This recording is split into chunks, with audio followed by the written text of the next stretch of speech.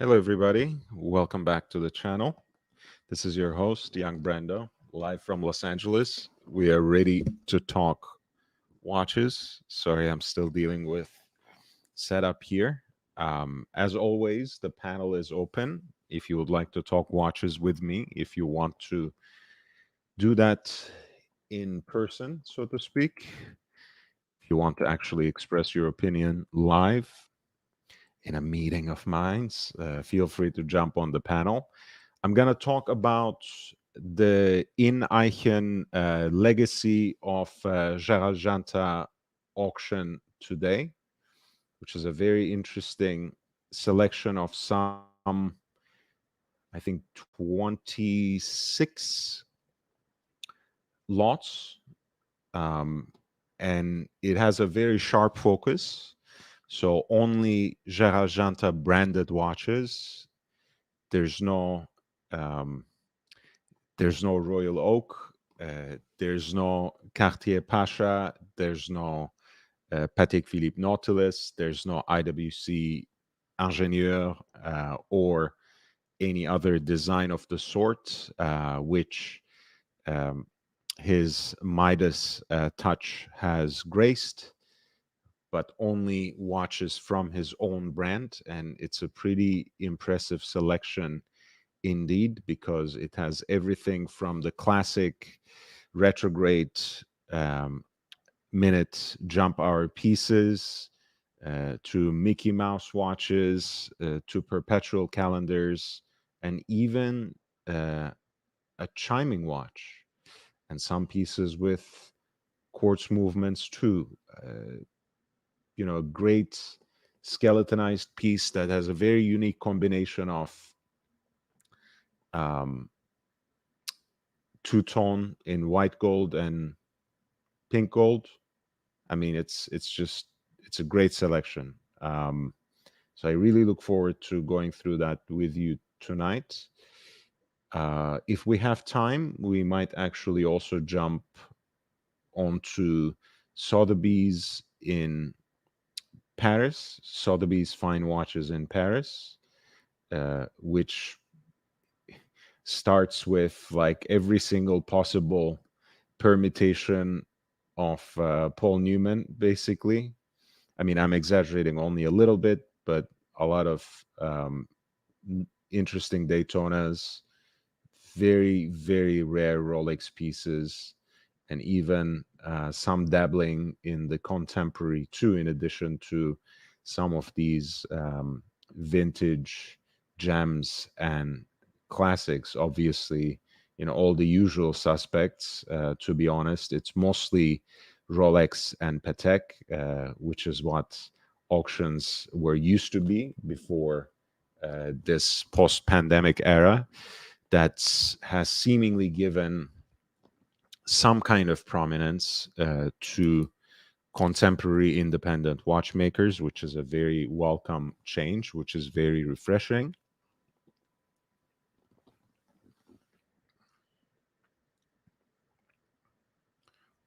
But I think I will start with talking about a new Cartier release, actually, which is a Tank Centré, the curved tank that has been most famously, perhaps, worn by Steve McQueen in the original um, Thomas Crown affair, and that has experienced quite a revival recently. Um, I would say mostly through the custom made to order pieces that were prepared, that were ordered by some prominent collectors. Ronnie Madwani, for example, has some very interesting pieces uh, that he shared with the public on Instagram, on social media, that have then gone on to quote unquote inspire others. Of course, in 2019, Cartier came out with uh, Centennial edition, so to speak. So let's take a look at that first in yellow gold. It was also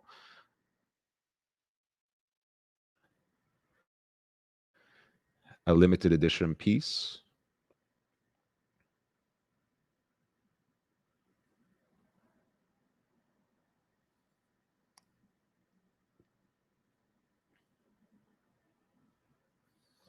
And if you look at the original as well, a lot of the elegance of this particular piece is not only the curvature, which almost sensually wraps around the wrist, but also the fact that it is really an ultra thin piece. So the fact that that was brought back in some shape or form to the contemporary Cartier catalog, and the fact that um, was once again achieved by uh, borrowing a movement from our friends at European Watch Co, Gégé Lecoutre, was, of course, very impressive. It was a 46.3 millimeter by 23 in terms of its dimensions, just about twice as long as it is wide. And with that sensual curvature that, in fact, dramatizes the ultra thin profile of the case, which measured about 7.2 millimeters.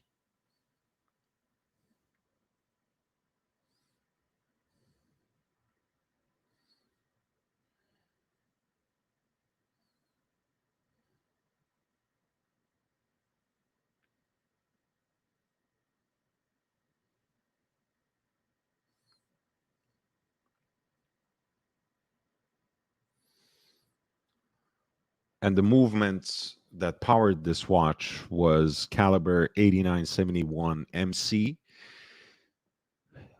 which was basically an oval shaped hand wound movement that Cartier adapted to Santré's elongated case. And it was, in fact, originally a JLC caliber 846, very slim, very uh, thin, but also somewhat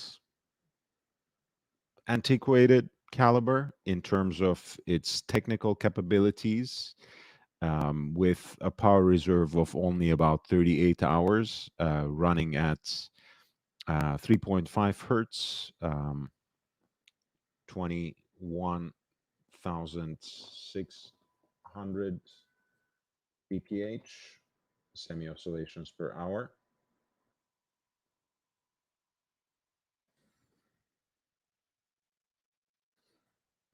I'm sorry, that's 3 hertz, of course, um, which again remains somewhat the shortcoming, you might say, of the new release as well. It is similarly powered by a JLC movement that distinguishes itself as being ultra thin, um, caliber 849, with a height of only 1.85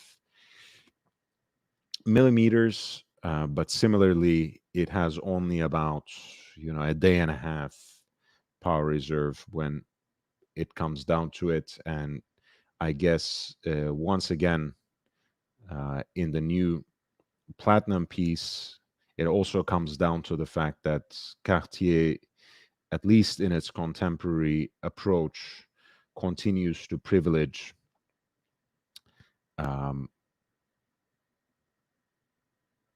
precisely aesthetics above utility, above techniques, above technical capabilities of their watches. But without further ado, this is the platinum version that has just been announced. It looks like a very sumptuous piece and is going to be ultra limited at 150 pieces, which I'm sure are, by the time the public hears about it, are already spoken for.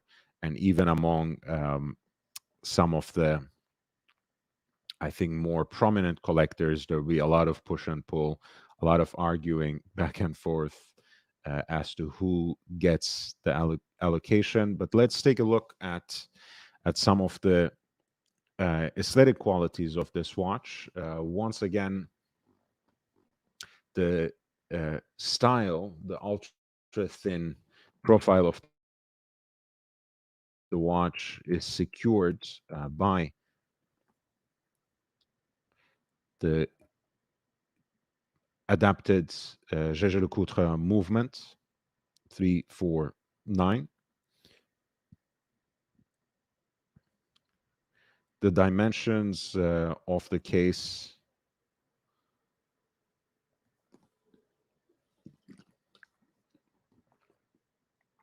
remain the same, 46 by 23.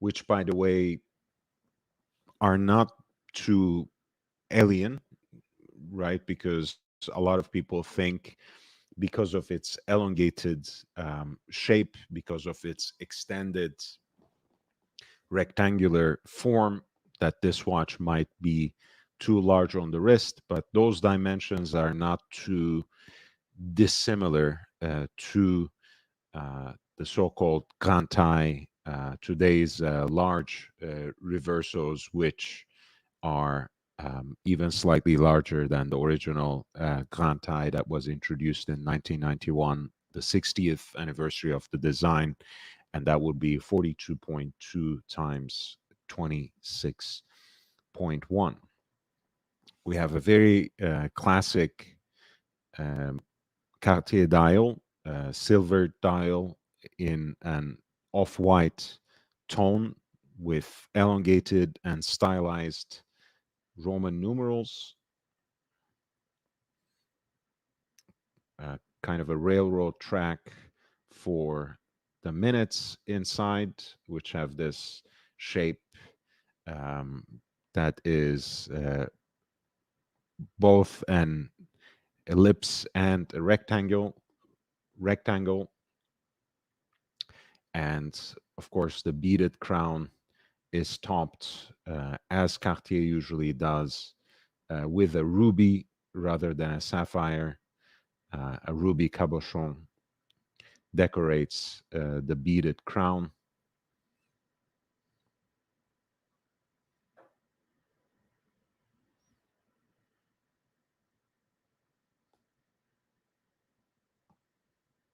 The piece comes with a tang buckle,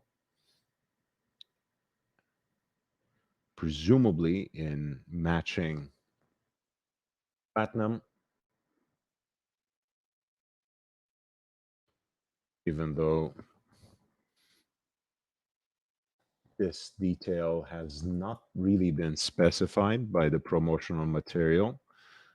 Um, I don't see it in Dinky's writing. I don't see it in Revolution's writing. And here is an example of platinum with a 7-row bracelet, which is, of course, a vintage example.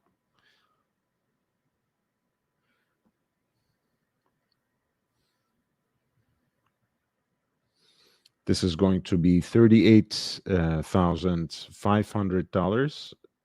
Again, 150 numbered pieces. And I would urge you to reach out to a boutique if you're familiar with any Cartier authorized dealers. and to do that as soon as possible. Chances are that they're already all spoken for, but who knows? Maybe you might get your chance. St. Peter, thank you. And you are entered by this to our, as you know, to our raffle for the new and the last Sega 5 Rowing Blazers collaboration piece with the blue dial, the sibling to mine. You get number 5 with this contribution, 4.99. As you guys know, all proceeds from super chats until October 12th are going to be donated to UNICEF, earmarked, designated for children who have been affected by the earthquake in Morocco and by the floods in Libya. And the first and last super chat of every live stream is going to be entered into the raffle. Both the donation and the raffle are going to be selected and shown on a live stream right after the conclusion of this fundraising effort, right after October 12th. I use the Google number generator live for the drawing, and the donation I do with UNICEF basically live and show you the certificate that they send it. You can see on my Instagram the previous uh, fundraising efforts result. We collected somewhere around 650 or so, and I made a donation of 725, more or less. Anyway, all the amount that is going to be in the super chats is going to be donated. I don't care about Google's cut or tax. That is exactly my contribution. So we're going to do really well. Again, I hope, and actually I know, because I trust your generosity. GB Vol asks, when does the new FXD release? My AD promised me the next one they get. I don't know, actually. I should go to the Tudor boutique. I will be in South Coast Plaza on this Friday, for the Watch Time event. So I know there's an AD there run by Tournon, but possibly tomorrow I can go to the boutique. I meant that there's a Tudor boutique at South Coast Plaza in Costa Mesa that's run by Tournon. So I'm sure I can visit that during the event. But I might be able to go tomorrow at some point to the Tudor boutique at Westfield Century City and see how the folks are doing there. The boutiques obviously get priority, get primacy in terms of allocations. So the timeline might not be the same, but that's also a good gauge, right? If they start showing up in boutiques, chances are that they're gonna appear soon through authorized dealers as well. St. Peter says about the new Tax Centré in platinum, limited run of 150 pieces. Love this new Centré. He is a proud owner of an American. Cartier gives us what we want in short supply, as expected. Scarcity is luxury.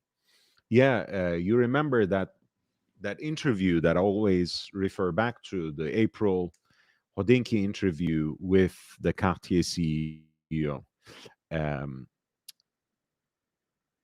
they really asked a few questions about this, and Cyril Vigneron basically says, "Hey, look, I mean, we do very consciously generate excitement with these limited editions, and we are trying to make every new release as if it were a private collection. And if you are really lusting after a limited edition piece that you won't be allocated to, there is always an alternative, not exactly the same thing, of course, but something that you can access as part of the catalog, right? You might not get the Platinum Centré, but there's a chance that you can get a very beautiful and recently renewed um, Tank Américain, right? Or you might not get the Santos Dumont micro rotor or skeleton,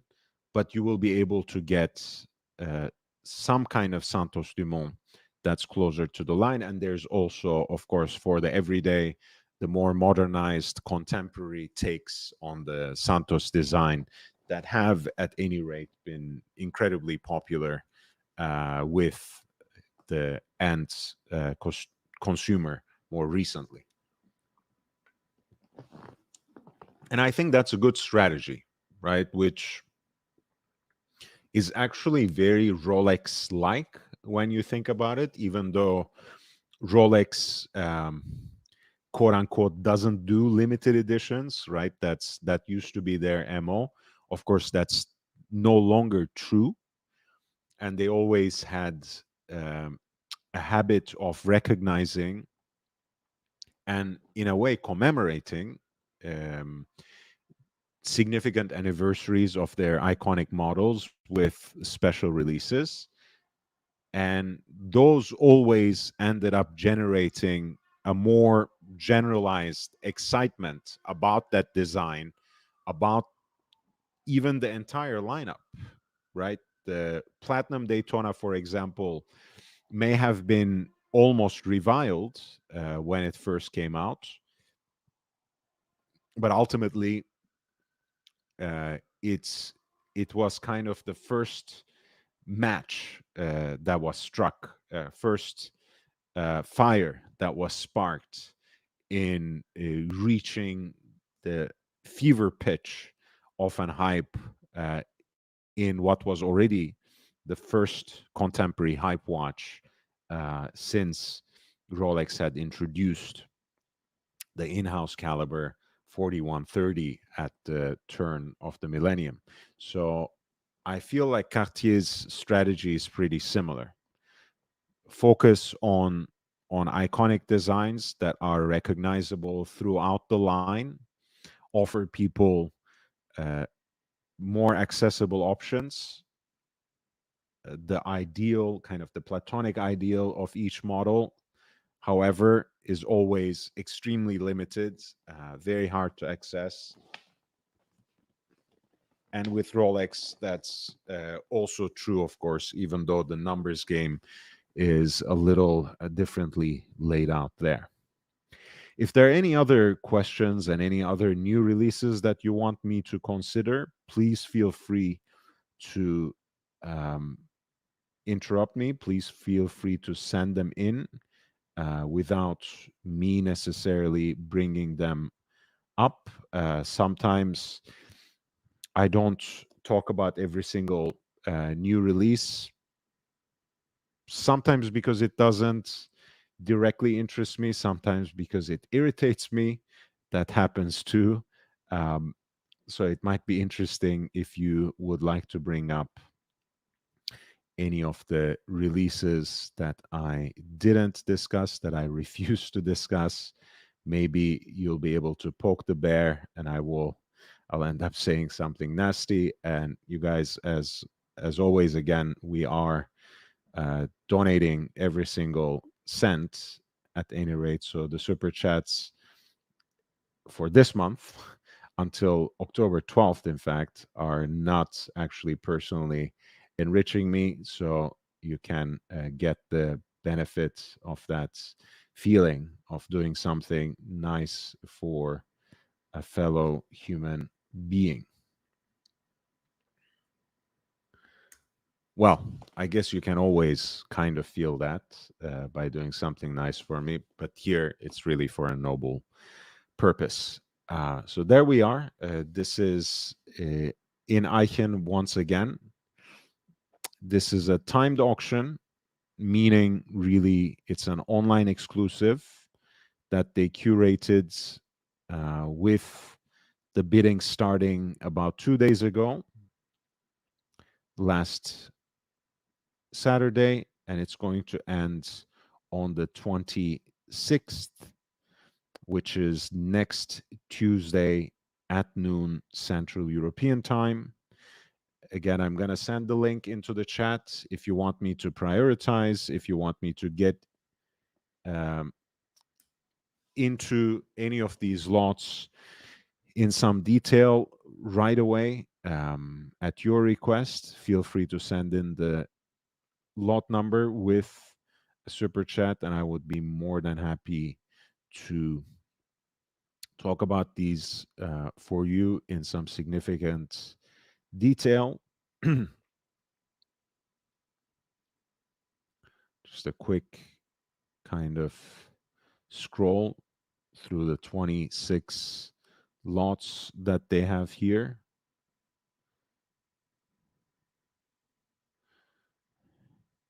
A great number of different case shapes and designs. A lot of the influence of the octagon, of course, the nautical themes. There was a tourbillon, there was a chiming watch, a great number of the jump hour, retrograde minutes, and even bi-retro watches, which seem to be one of the most popular genres. But let's start with lots number one. Once again, as is the case with Ineichen, every single piece, even in these timed auctions, has a fixed price, has a buy it now option, which can be used to trigger the end, trigger the closure of the auction at any point in time.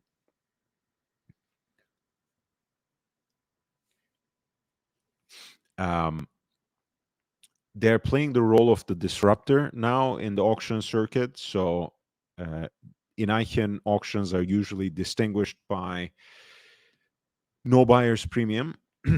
This is no exception. There are no buyer's premiums attached to any of these 26 lots in the auction that's called the Legacy of Gerald Genta. And here you're looking at retro classic. This is a case shape that's perhaps like a butch version of the modern Breguet. A little more stylized, you might say. The bezel is a little thicker, the crown a little more accentuated. The fluting on the case band maybe a little less fine.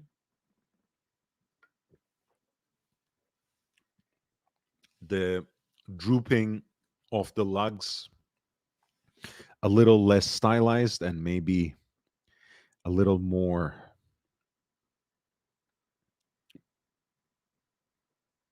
rounded.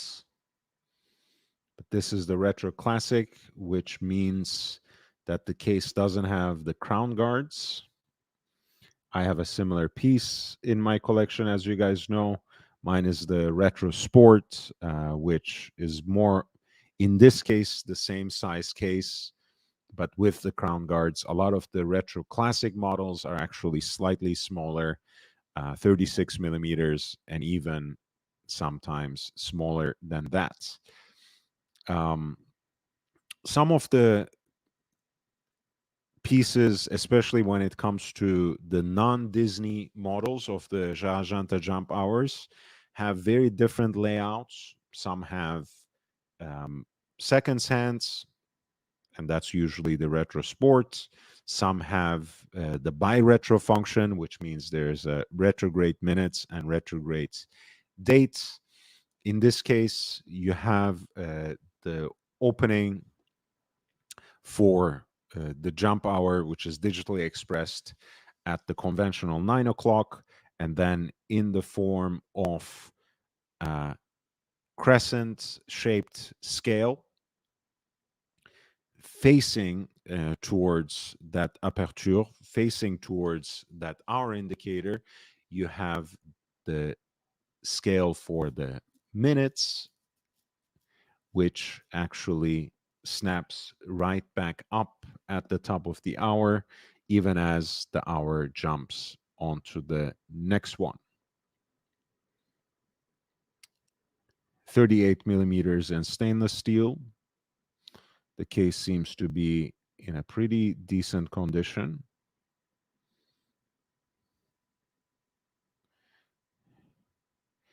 The dial is blue and in guilloche style, but to be fair, it doesn't really look like guilloche to me, probably stamped. Matching tang buckle.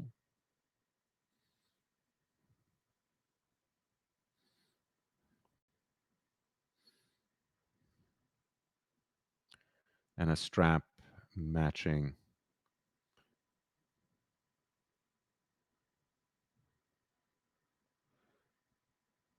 the color.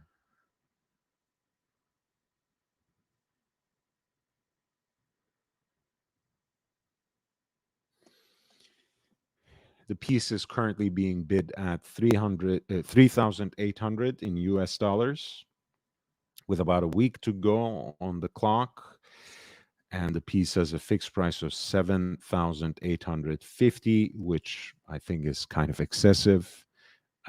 But that's usually the case with buy it now prices, that you, uh, when it comes to Ineichen, they uh, have to, of course, incentivize the auction model, where you actually wait until the very last minutes in this online format. Robert Wood, who is also a member, thank you so much. $2. I appreciate you guys. Yes, Sam Peter, I can show you the recent one. So this was lot one for a Gerald Genta Retro Classic jump hour retrograde minutes with a blue guilloche style dial. I think it's a very handsome looking piece that has that kind of quirk that we expect from his designs, especially the ones that have been revealed under his own name. I think it's a great piece. Um, Not necessarily, at the price point I would like, certainly not when it comes to the buy it now price. But who knows? Maybe there won't be too many bids for the next week, and maybe it will end end up selling for somewhere around $4,000, which may then be a good price point. I should be wearing my Janta piece while I'm announcing this auction. Thankfully, I have it at home, so I can go fetch it. So give me a second as I change to Retro Fantasy, which is a Mickey Mouse piece with a mother of pearl dial, and I will be right back. Is the loop broken? No, shouldn't be broken. GB Vol, try it again.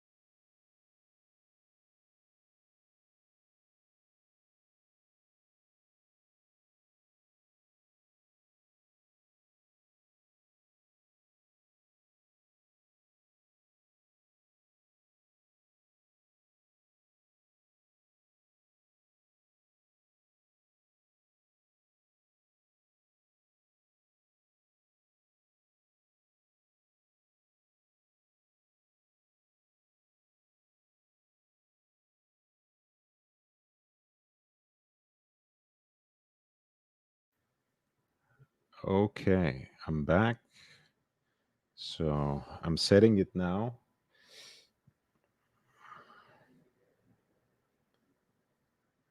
Right, 50 roughly.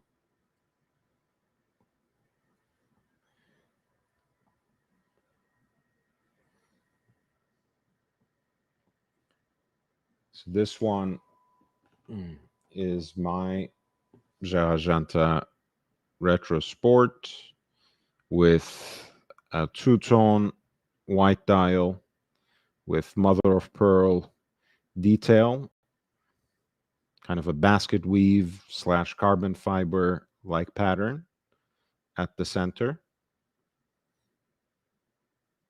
kind of raised branding that flanks the opening for the jump hour, and sword, broadsword minute hand, which has a luminous inlay, and a red tipped second hand, both of which are heat blued as well on a matching stainless steel bracelet with this bullet style. It's a very cool piece. I love it. I especially love the click, kind of the shutter click it gives me when the hour jumps. Um, it's brilliant. And on the bracelet, actually, it has a pretty hefty feel on the wrist. I love it. Although I'm really dying to take the bracelet off and put it on an NATO strap. I have to tell you, it's been kind of burning a hole through my wrist as I think of it. So it's gonna happen soon enough. I just can't take it anymore. So this one is a little more um, predictable, so to speak. I mean, at the time, from the mid '90s when they were first released, all the way onto, I think, the brand's kind of survival after it has been acquired first by the Hourglass and then by Bulgari. The jump hour retrograde minute pieces have been extremely popular, but Gerald Genta was actually quite a pioneer. He was not necessarily the first to make a Mickey Mouse watch, perhaps, but he did go through a whole licensing agreement with Disney and produce a lot of these um, retro fantasy pieces with that were centered around Disney characters depicted against a mother of pearl background of a dial in semi comical, always joyful poses where one of their hands or one of their gestures served as the retrograde minute hand. And perhaps the Mickey Mouse version has been the most popular, and that is the most, I guess, most famous Disney character. So it shouldn't be much of a surprise. You guys know I'm not a huge fan of Disney, but it is what it is. Um, the new revival of the Janta brands in terms of the first piece produced at La Fabrique du Temps in the new integration, in the new era that has been announced more recently,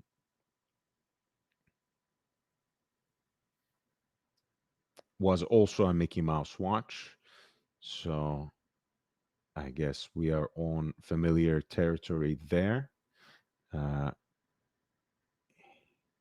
you guys know I have, in fact, showed that on my Instagram page, which you should follow.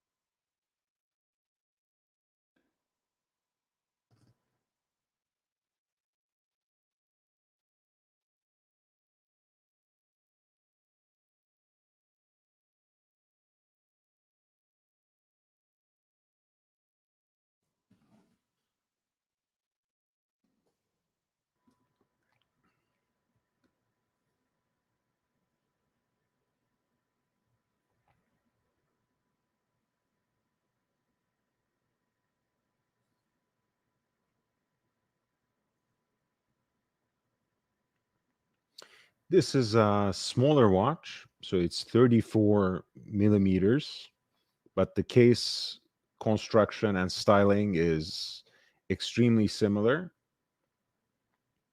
to the retro classic we were looking at. You can see that the case is in a pretty good shape, um, especially from the back when you see still the sharpness of all these engravings and branding on the back. 34 millimeters in diameter. So this much more of a delicate watch matched with not only a proprietary buckle, but also its original small scale alligator strap, as you can see, which is quite well worn. You can kind of see it both from the rattiness of the lining on the back, but also from the way that the fluting on the edge of the case back and how it left its mark on the insides of the leather strap where it's closest to the case bands there between the lugs. And this piece is also all in stainless steel with a mother of pearl dial that has a depiction of Mickey Mouse at its very center with one of his arms serving as the retrograde minute hand. The piece is from 2004 and it comes, as you can see, with its original warranty card and some sort of product literature as well, with about a week left on the clock. Lot number 2, which is a retro fantasy Mickey Mouse with a mother of pearl dial, is currently being bid at 13,950, and the fixed price reflects the popularity of the Disney themed versions of this watch and the kind of premium they demand over quote unquote the standard versions of the jump hour retrograde pieces by Genta, which actually end up being an incredible bargain. I got mine right around $4,000 after what is said, everything's said and done, which was incredible, if you ask me.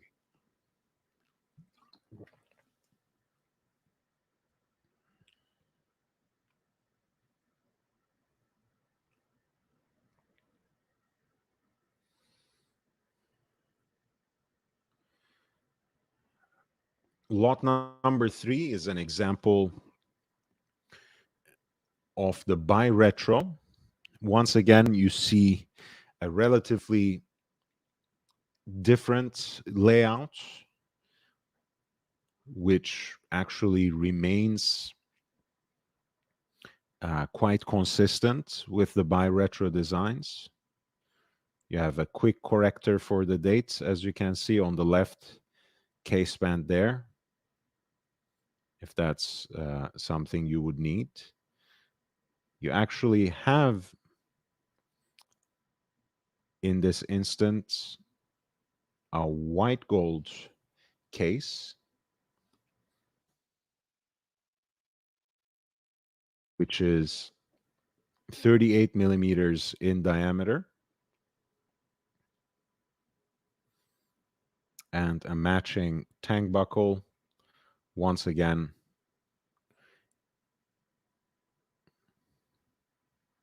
branded with the 2 Gs, the 2 initials of the designer's name.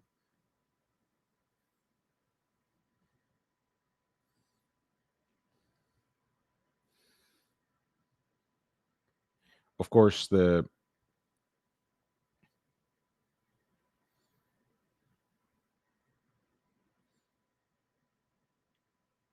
even though the white metal look is pretty consistent with everything else that we looked at so far, it certainly white gold certainly has this warmth or warm glow that you can see with stainless steel or platinum for that matter.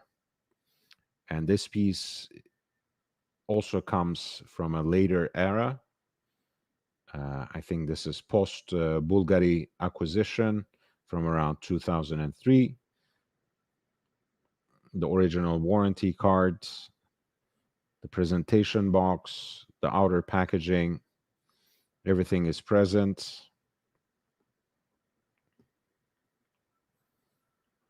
As you can see from 2003, which is after the acquisition by Bulgari.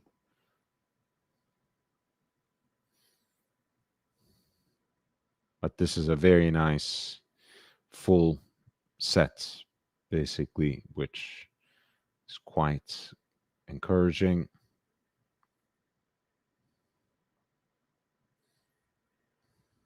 In this case,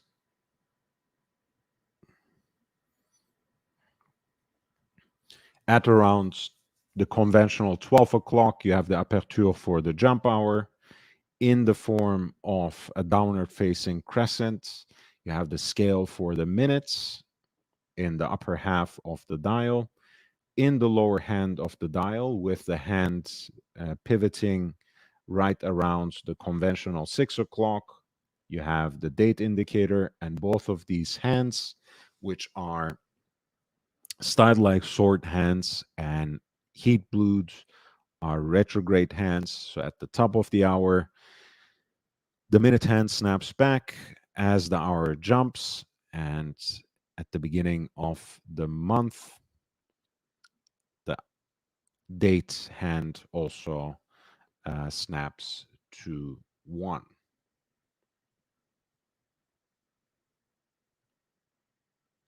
This is also a mother of pearl mother of pearl dial with that wave pattern that emanates from under the hand stack. But I believe it's also stamped and not genuine guilloche. But I would have to take a closer look to really tell the difference. But I'm pretty sure that this is not handwork. That much is for certain. This is the Genta bi-retro jump hour retrograde minutes, retrograde dates in a 38 millimeter white gold case. Damn near a full set. The buy it now price is fixed at 17,850, which again, on the one hand, looks excessive to me. On the other hand, compared to the Disney licensed version, a much more superior watch, larger watch, precious metal watch with double the complication, so to speak. So suddenly it starts looking like a deal, and it is currently being bid at 7,850 in US dollars with a little more than 7 days to go on the clock.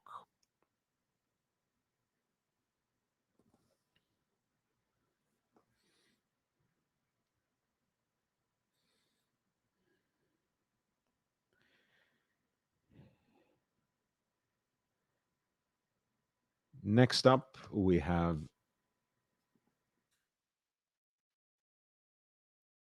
same piece, basically, but in a slightly different configuration with a smaller yellow gold case and a cream tinted and off-white colored dial. The dial layout is the same with the jump hour digitally indicated at the top, the retrograde minutes on a scale that is in the shape of a downward facing crescent in the upper half of the dial, and opening like a fan from the conventional 6 o'clock position You have the date indicator, which is also shown by a retrograde hand. Again, this is a smaller piece, 34 millimeters in yellow gold. Therefore, perhaps it has more of a dressy appearance compared to what we have been looking at. A little more um, somber, a little more toned down. This one is naked, just a watch. As you can see, it just has a gold plated buckle as well.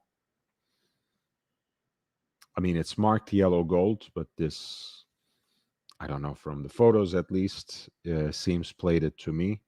I'm happy to be proven wrong. As you know, always, even when you don't have the chance to inspect these watches in person, I would always recommend that you reach out to the experts indicated on the listings and uh, talk with them, write to them with detailed questions. I'm sure they will be more than happy to respond to your needs, more than happy to explain in more detail the condition of the watch, the kinds of accessories, if any, that come with it.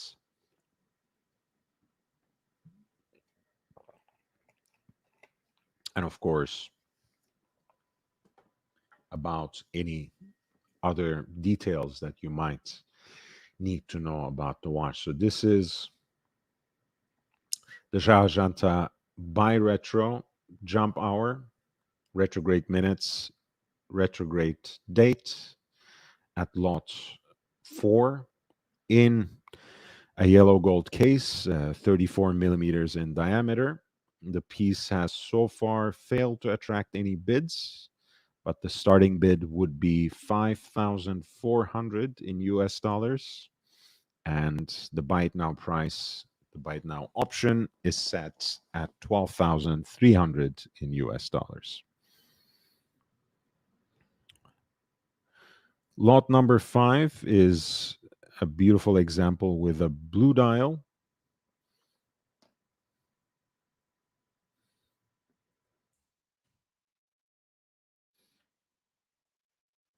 Perhaps a little bit of an acquired taste in a 36 millimeter retro classic case.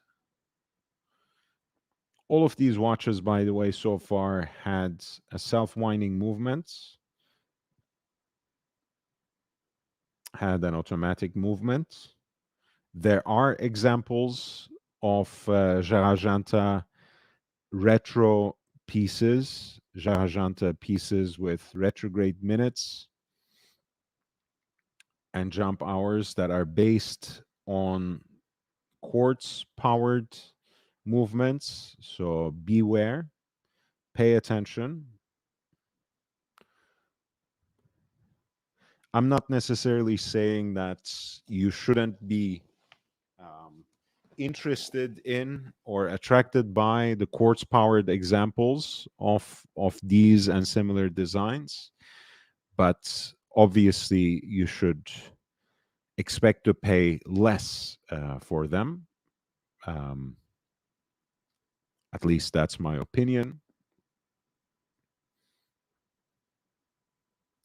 And I would personally always navigate towards ones with self-winding movements, because as you guys know, for me, it is about longevity, it is about sustainability, it is about taking care of these pieces, even as we enjoy them for the next generation and beyond. So for me, a mechanical watch remains undefeated for that particular purpose.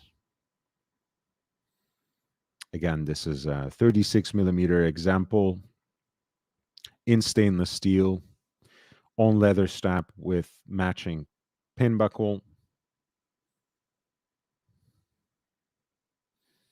and with a very unique blue dial with yellow accents.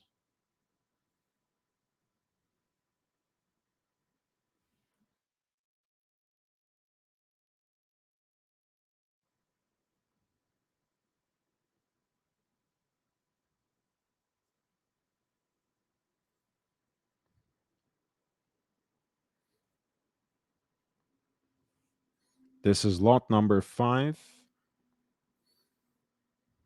which is currently being bid at 3,150 in US dollars, with about a week to go on the clock. And there's also a buy it now option, which is set at 6,700 in US dollars. Again, no buyer's premium, as is the way with these Ineichen auctions, whether they are separate lots consigned by their customers, curated timed auctions like these that center around a theme, or even in-person events, because they want to carve themselves a very specific kind of niche in uh, an auction circuit that is dominated by the big houses, like Christie's, like Sotheby's, like Bonhams, um, like others, like Phillips, which has been a relatively quote unquote recent entry into the whole horological space, but has in quick succession eclipsed all the others with their aggressive tactics. Um, so Ineichen is trying to find a foothold, find a footing in that within that contest, and eliminating buyers' premiums is that way. Loop This has a similar concept, right? They're also, in their case, they are online exclusive, whereas Ineichen leans heavily on online auctions, even if they sometimes organize in-person live events. I think one in each season, one in fall, one in spring. And Loop This, which is a collaboration between Justin Grimberg, Eric Koo, and more recently Sam Hines. Uh, they exclusively deal online, focus on unique and limited edition pieces by and large, and have only 10% of buyer's premium, which relatively speaking is actually quite low. Lot number 6 is another example of jump hour retrograde minutes. You might say there's even an excessive number of these pieces in Eichen's selections from the legacy of Shah Genta, which is a single brand curation of some 26 lots. Here we have 36 millimeter yellow gold case, all in high polish, again with all the requisite details, the fluted case band, the domed beaded crown, the kind of more butch looking Breguet case, as I like to call it, the more butch looking version, the sportier looking version of the Breguet Empire style. In this case, once again, you have a cream colored guilloche dial at the center. The scale for the retrograde minutes has a mother of pearl background. Again, it is in the form of a downward facing crescent. And you have a broadsword hand that is entirely heat blued as well, with the aperture with the opening for the jump hour digitally expressed at the conventional 6-hour position. Beautiful, beautiful piece. 36 millimeters of yellow gold.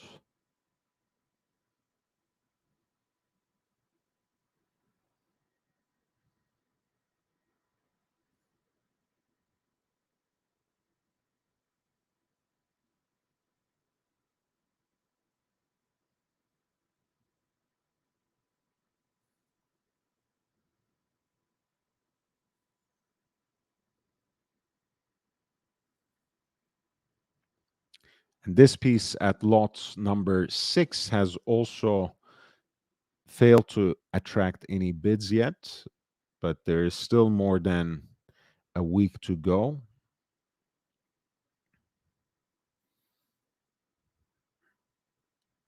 And it is indeed at a starting point of 5,400 in US dollars.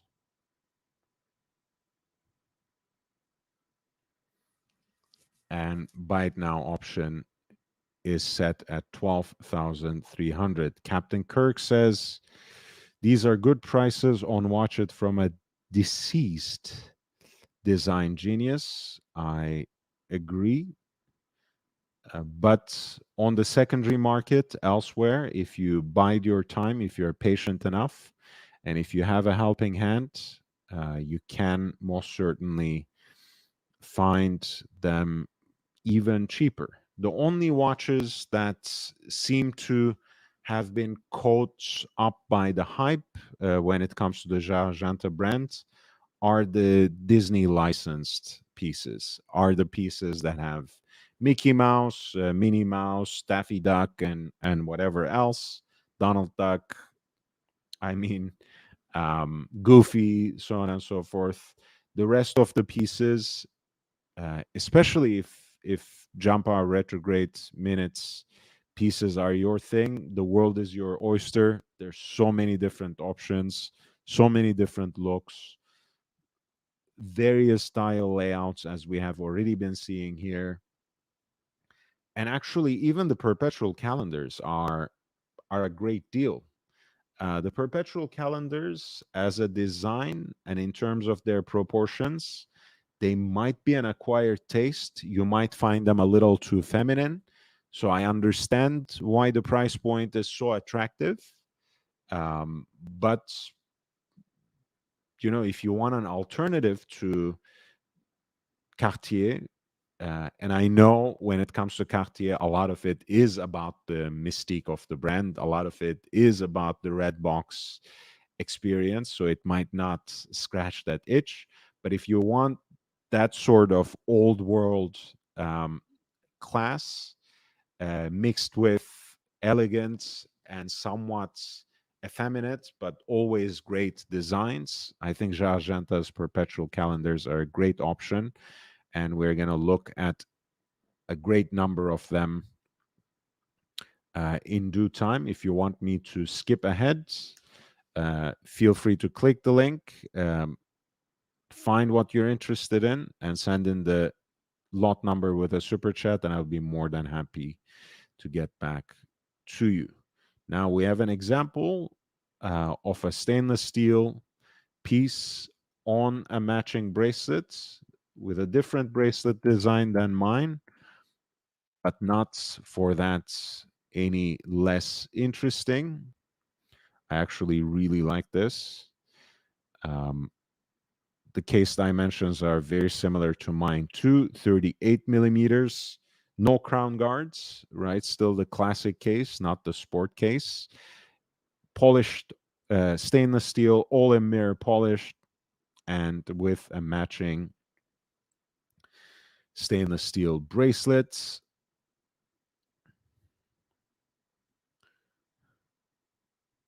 Black dial with painted Arabic numerals.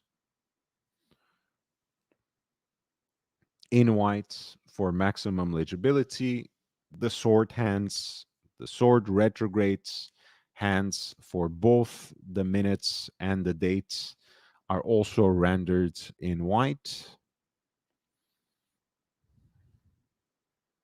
Once again, the piece is naked, so to speak. There's only the watch, no papers, no box, no product literature of any kind. But I think the fact that it is matched with this unique bracelet possibly makes up for that. Again, as is the case with Buy Retro, you have the date corrector on the left flank of the case.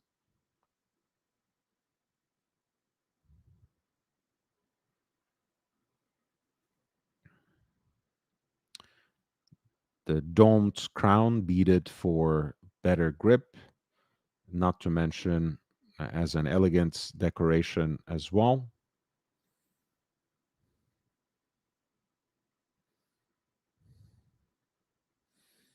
Very beautiful looking piece. All in stainless steel, a bracelet watch, 38 millimeters.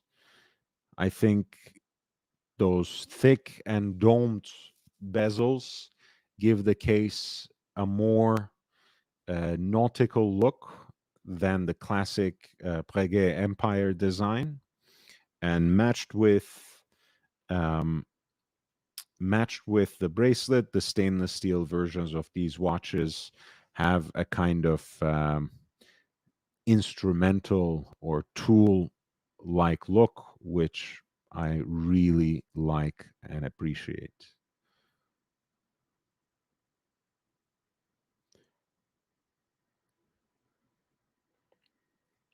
This is lot number 7, Gerald Genta by Retro, Jump Hour, Retrograde Minutes, Retrograde Dates piece.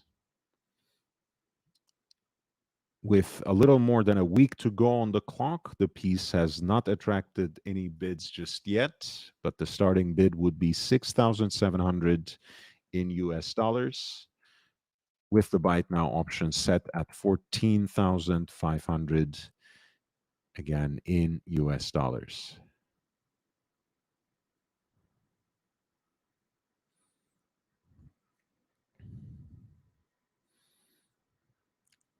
Lot number 8, again, I do apologize. It's a little bit, um, same. I do want to go through every single piece. After all, this is the first pink gold that we are looking at. We did look at a 34 millimeter yellow gold piece earlier in the auction.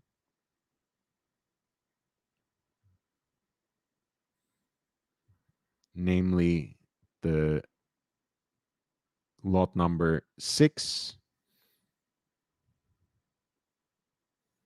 That was, however, 36 millimeters. This is 34 millimeters in pink gold, much more reduced in size, perhaps most appropriate for a woman's wrist, in pink gold. Once again, with an automatic movement, you can see that in addition to all the hallmarks,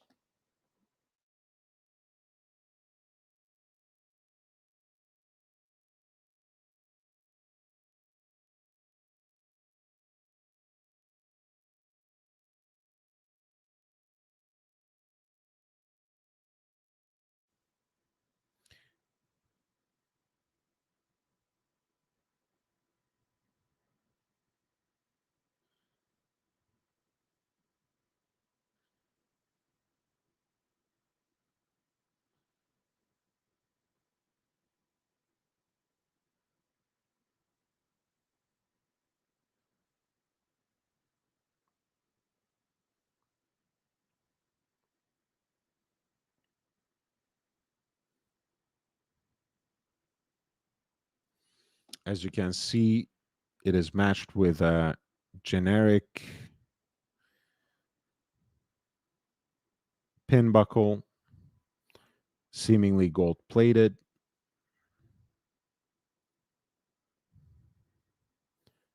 This is lot number 8. The Genta jump hour piece with retrograde minutes, cream guilloche style dial with a mother of pearl background for the minute scale. The minutes are, of course, indicated by a retrograde hand, heat blued in broadsword style.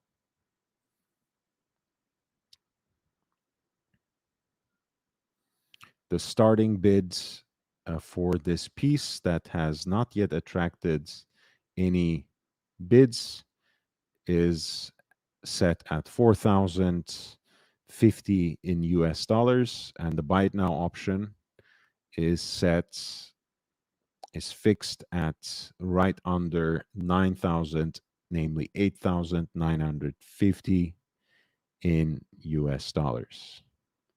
This was lot number 8.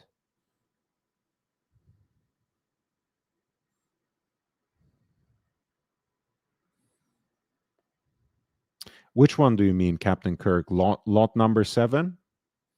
Right? I think this is a gorgeous watch. It's very sporty. It's very quirky. It's a bracelet watch, and it has a bracelet like, that looks like nothing else, which is what people cry about, right? Grand Seiko gets a lot of hate because their bracelet just look like a version of Omega's standard issue Speedmaster bracelets, right? A lot of brands make bracelets that are their version of Rolex's Oyster or Jubilee. So we get tired of that, and we know also that no one makes an Oyster bracelet better than Rolex, right? So when the visuals are so similar, the alternative will always leave something to be desired, which brings me to this point. When you see an original design, it might be an acquired taste, it might be something different and quirky, but it is singular. It is something different, and I think if it strikes the right chord with you, it is like nothing else. And that's why I like this bullet style bracelet. And that's basically a similar design, but more like a, you know 6-row version, or rather 5-row version of mine, which is basically a 3-row bracelet, even though the center links have this sort of notch running through them, which is the same as here. This one has the addition of these 2 rows of beads, that my bracelet doesn't have. Hey Sam, how are you doing, man? By the way, guys, please hit the like button. For a small channel like mine, it makes a big difference.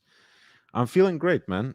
Thank you. Thank you for asking. Sometimes, some days I have my ups and downs. You know, you just go with the flow. You just go with the flow. It's quite all right. We survive, right? It's that's how life goes.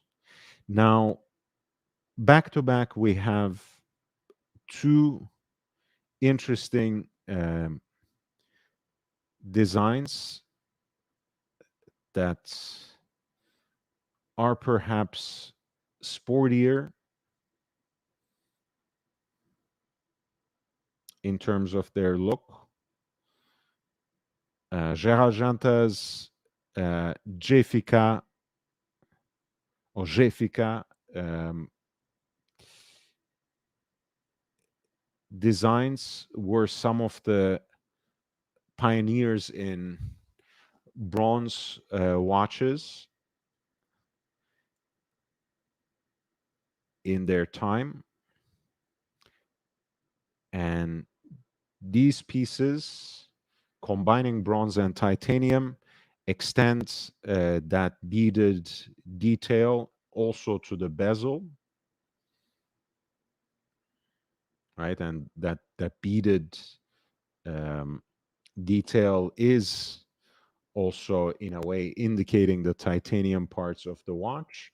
The, the dial, both in terms of its fonts and also in terms of its design, the design of the perforated, pierced hands as well, has this um, look that evokes motorsports, evokes kind of a dashboard feel as well.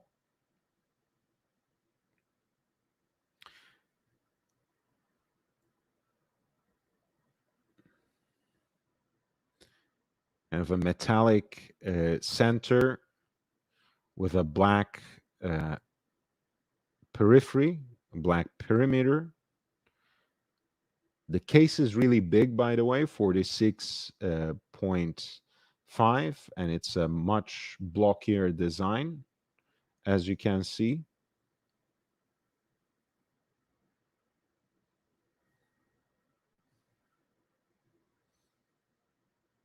But quite futuristic, honestly. I mean, this is the kind of design that people go crazy for now.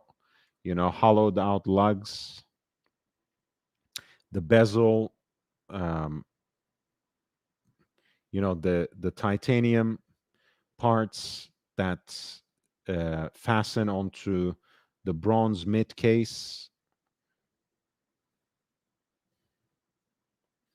exhibition case back,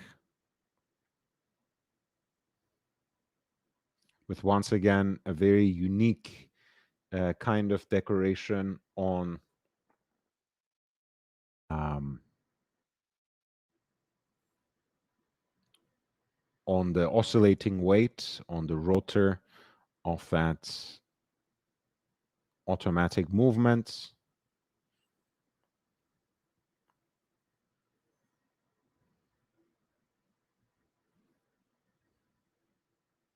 There was a very specific French name to that decoration, which escapes my mind now. If I remember it, I'll share with you again. But it kind of, yeah, can't remember. It will come to me. It will come to me, most probably.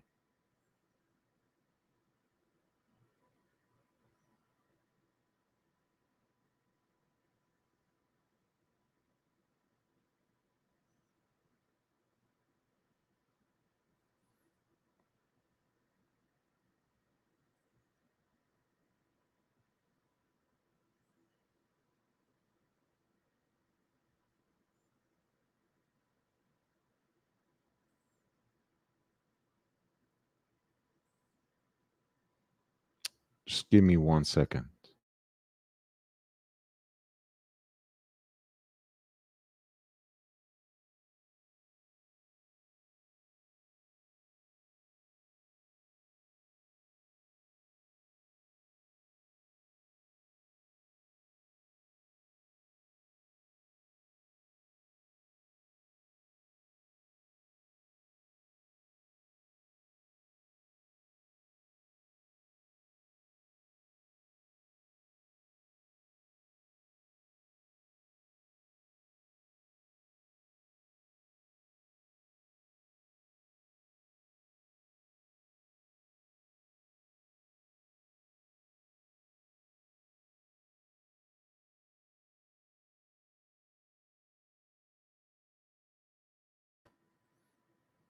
All right, sorry guys, um, I had to take care of something very quickly.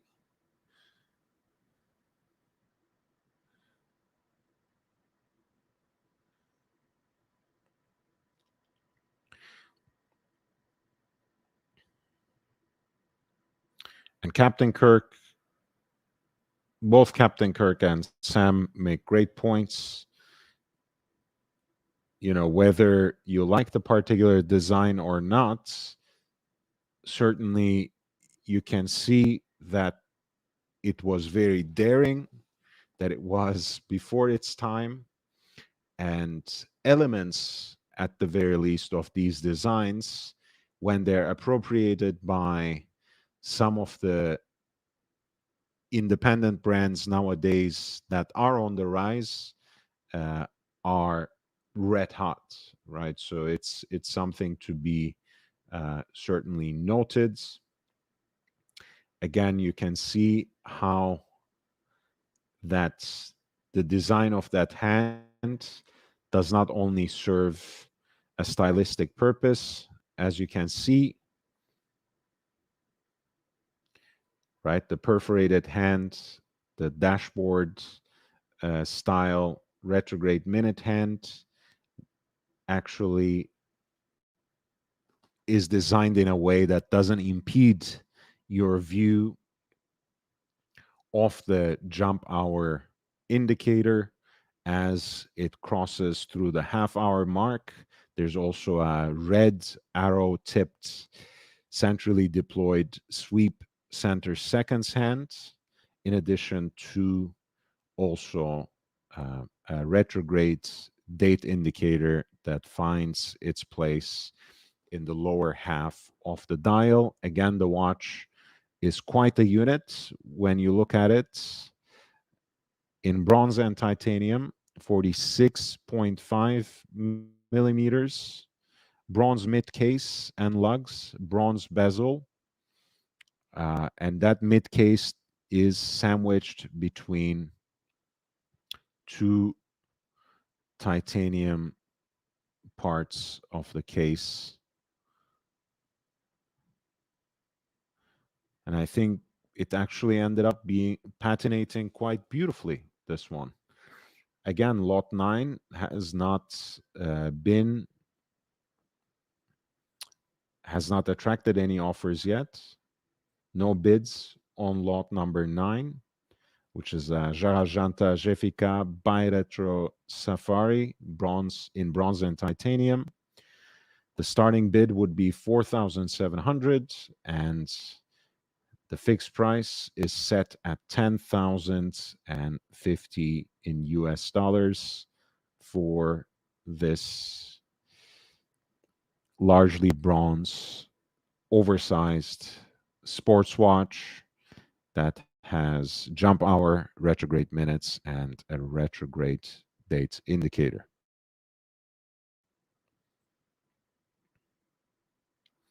There's what is going on there? There's another example of this Jeffica right next to it, this time with white details in contrast to the bronze dial. Everything else, I believe, remains practically the same.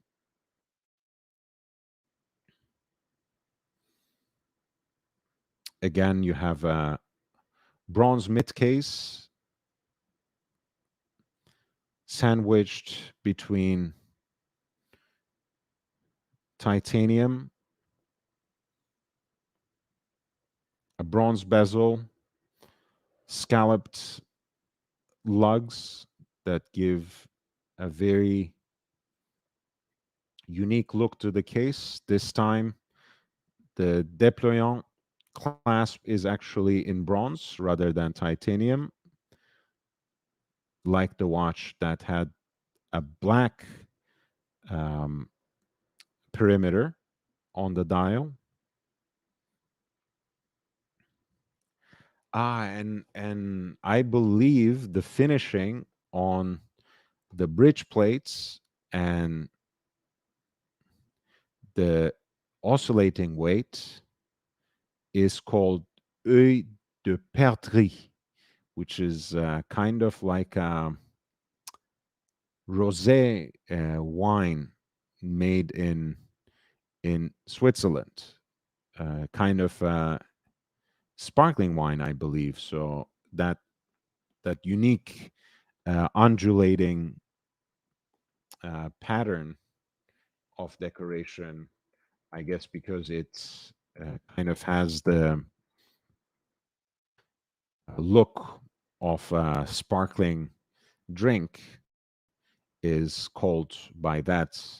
I'm sure some other brands and some other makers used this decoration at a certain point in time. Perhaps they still do. Um, I have rarely seen it on any other brand except for Janta, um, especially in the Bulgari era, um, because exhibition case packs were very rare before then for Janta. But that's an interesting detail of these watches as well. Again, it is quite a hunk of metal on the wrist, 46.5 millimeters in bronze and in titanium, this time matched with a bronze deployant buckle. Unlike Lot 9, which was matched with a titanium deployant buckle. Lot 10 is a Jarajanta Jefika Biretro Safari in bronze and titanium. The starting bid would be 4,700 in US dollars, and the buy it now option is set at $10,050.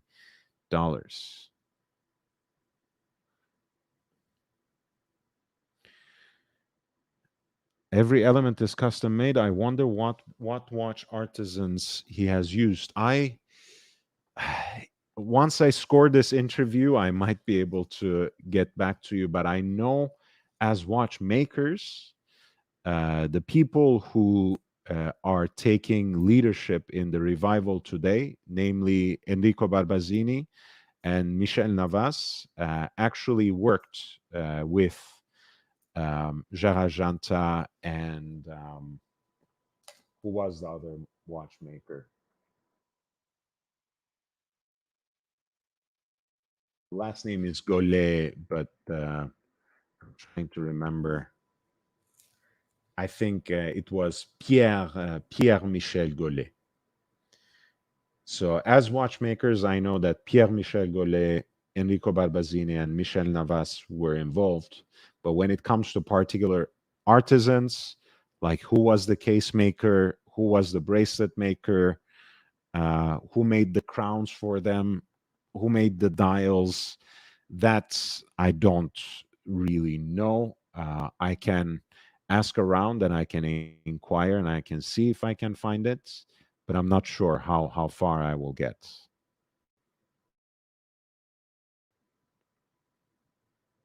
So this was lot number 10 for the Jarajanta bi-retro piece in the unique, oversized, sporty bronze titanium Jefika Safari execution. With that, we are coming at lot number 11, the first quartz powered piece in this auction. It is a mecha quartz movement, so to speak.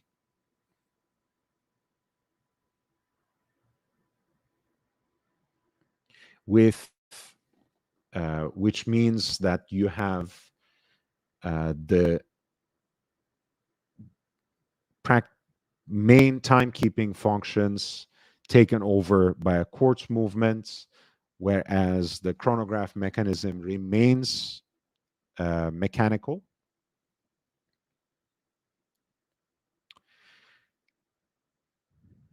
You have two registers here.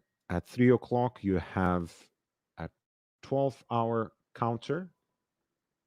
And at 9 o'clock, you have the running seconds, the continuous running seconds.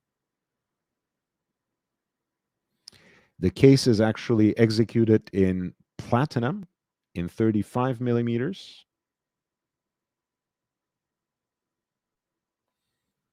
And as you can see, it has the look of a rounded octagon with straight lugs and those beaded details on the bezel that give it a rather nautical look, kind of like a ship's wheel situation going on, or feel rather.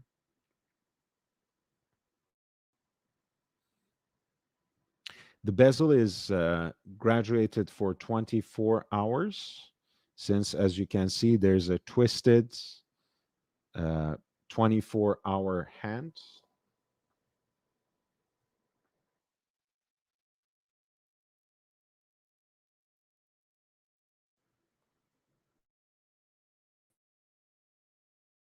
Kind of like a DNA strain look to that additional hour hand that indicates the 24-hour time on the bezel. I think those numbers have been smudged off. They may have been filled in at a certain point in time with blue enamel, kind of matching the uh, two-tone blue dial as well, which seems like a blue tinted mother of pearl with kind of a navy hour track, round hour markers inlaid with luminous material, with a triangle at 12 o'clock, broadsword hands, again inlaid with luminous material as well. And finally, you have Reho, which serves as both a minute track and an hour track. As you can see, the case has this kind of stepped structure, very sculptural design.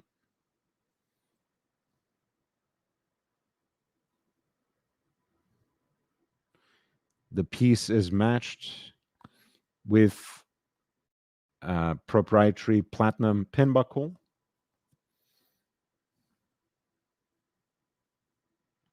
And frankly, what a waste. I don't want to be a hater because it's a quartz movement, because mecha quartz is actually a very it's a very efficient um, solution. It's a very affordable and accessible solution.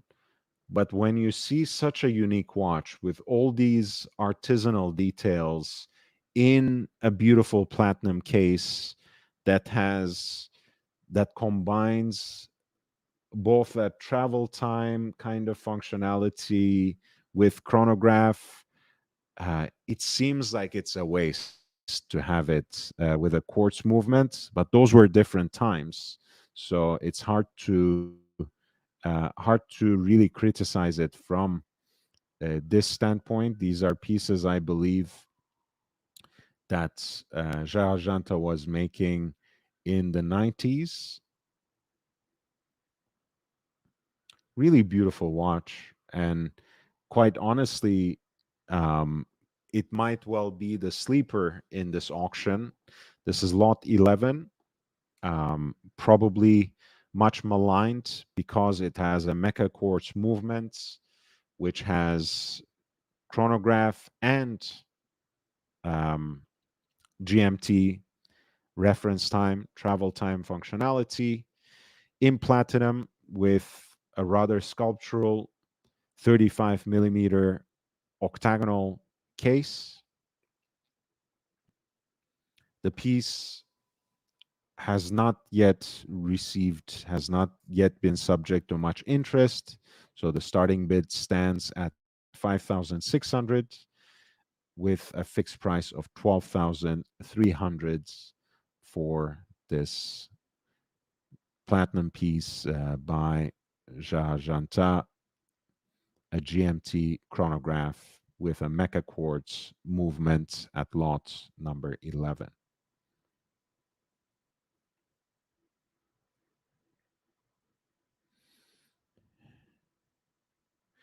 Lot number 12 is another piece from the Jeffica series, a very unique dial. I don't even know what kind of material that is, although I like the texture very much. It has this kind of look of, like like the coat of a wild animal. Um, right, that kind of pelt like texture. Yeah, it's a time and date piece. Very beautiful round case with a kind of stepped lug and a hinged connection, very delicate and elegant connection to the leather strap.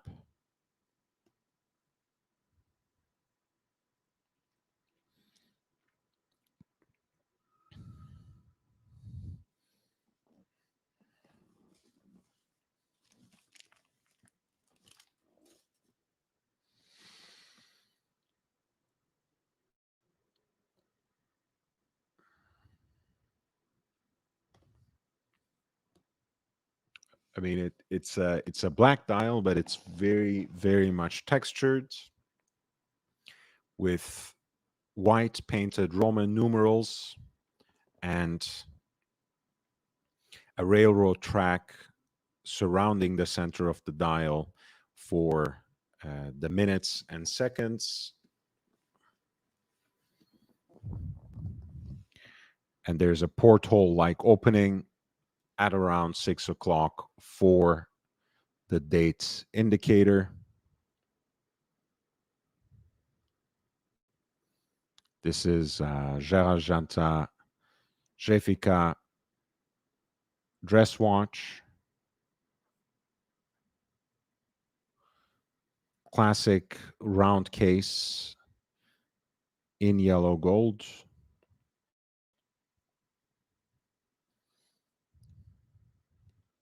This is the kind of watch that I would describe has that kind of pseudo Cartier look, um, even as it really has its own character. Don't take me wrong. I think you can never fault. Again, you can never fault Gerald Janta watch for being generic. Um, and this is certainly not an exception. Quite an elegant piece, rather under the radar, but unique details that really make it pop. At lot number 12, Gerald Janta Jeffica dress watch in yellow gold. The piece has a starting bid of 5,400 and a buy it now option that is set at 12,300 in US dollars. Again, if you want me to jump ahead and look at any of these lots for you, feel free to send in the number with a super chat, and I'll be more than happy to jump ahead for you. Um, you take a look at the next option while I take a short break. There's Argenta Jeffica watch, but the piece is in white gold and with a white dial that's been subtly appointed in a dark blue shade, which goes both for the railroad track for those seconds and minutes, as well as the Roman numerals.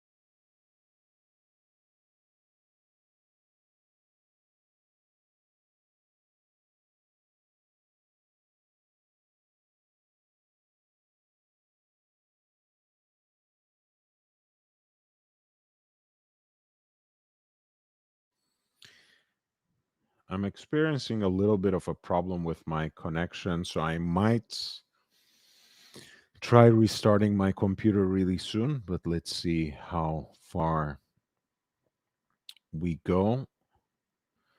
This is once again a 36 millimeter case, perfectly round.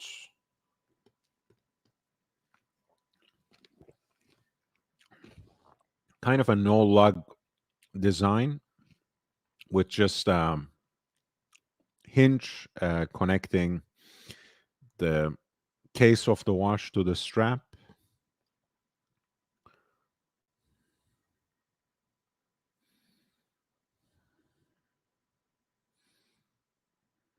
In white gold with that stepped bezel. And those dark blue details are complemented by the sapphire cabochon that tops off the small but elegant crown. Again, a very sleek piece, thin, very dressy, um, rather effeminate, you can certainly say, with a matching branded proprietary pin buckle that has that double G logo.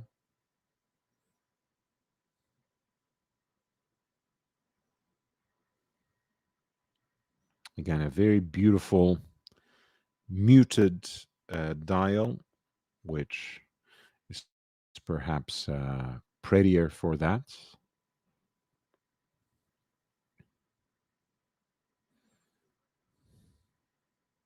Lot number 13 is currently being bid at 3,600 in US dollars with about 7 days to go. And there's a buy it now option.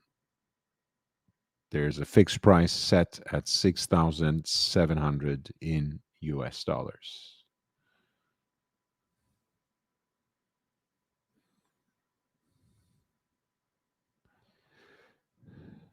Lot number 14 again is very sculptural, stepped octagonal case design. In fact, it is a model that is called the Octo.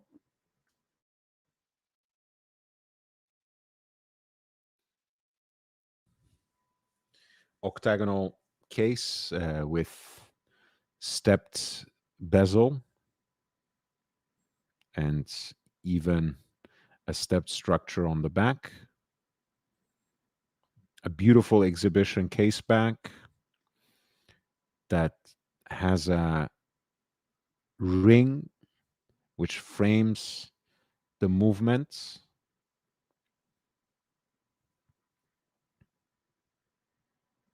With this beautiful barley corn decoration. A skeletonized rotor marks this as a 25th anniversary version, right? So probably this is what? Um,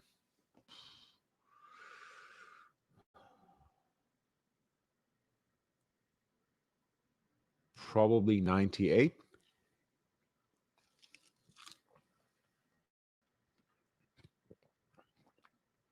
because I believe Gerald Genta released the first watch under his own name in 1973, even though the brand may have been registered even before.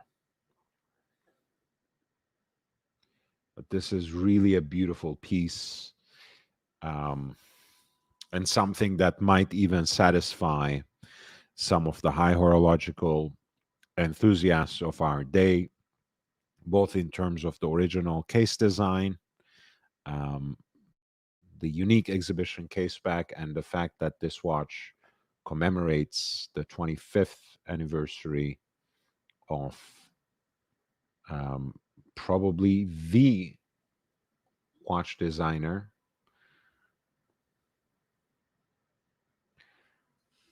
Self-winding movements, white dial with Roman numerals, railroad track for minutes, off center small seconds, situated here at 9 o'clock. And in a very interesting fashion, the watch actually has some luminous material in the form of pips, in addition to the hour markers, and broadsword hands, which are inlaid with luminous material as well. The case is roughly around 34 millimeters in diameter, and it is fashioned out of yellow gold, which has over the years taken on warmer patina. I think once again, this is a beautiful, beautiful time only piece, an anniversary piece in decent condition. Certainly doesn't have any of the, papers, box, or product literature that comes with it, but it is an interesting piece that any collector of Jahajanta watches might be lucky to own. There are some similarities between this case shape and the one that's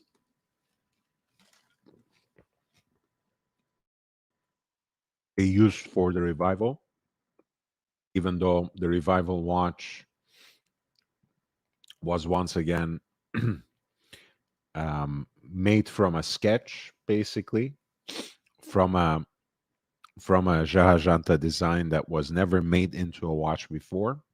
So I don't want to mislead you, but there are elements of this octagonal case design with lugs in the new design that they revived in the form of jump hour, retrograde minutes, chiming watch, which is also a Mickey Mouse watch that we see in the Only Watch auction.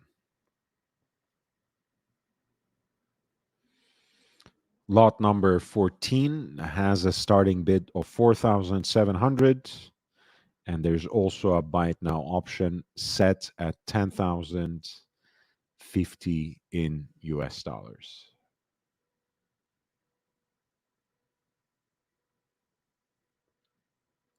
Another Jessica piece, time and date this time with an oversized single Roman numeral at 12 o'clock.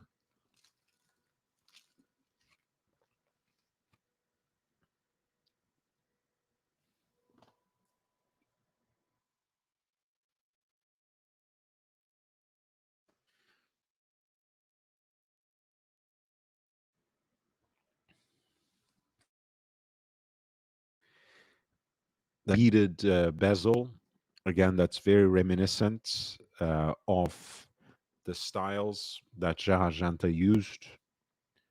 Very evocative, I should say, of the styles that Genta used in this Jefika series in his safari theme.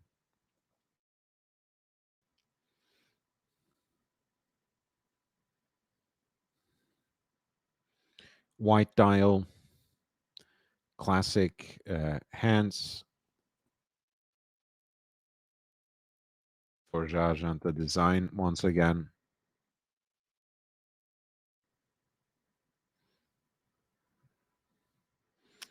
Date indicator through the porthole at 6 o'clock.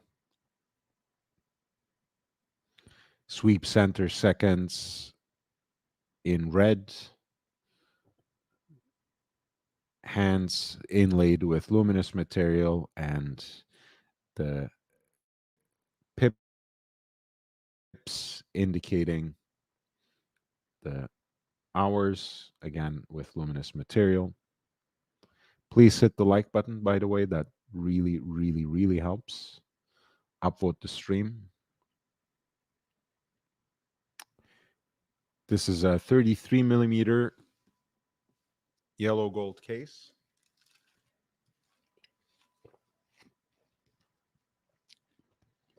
At lot 15, I think a nice compromise between the elegance of a dress watch and some of the utilitarian elements that you would expect from or find in a sports watch. This is the Genta Refica 4,700 is the starting bid, and the buy it now option is set at 10,050 in US dollars, which once again makes that previous 25th anniversary watch at lot 14 a very, very interesting proposition indeed.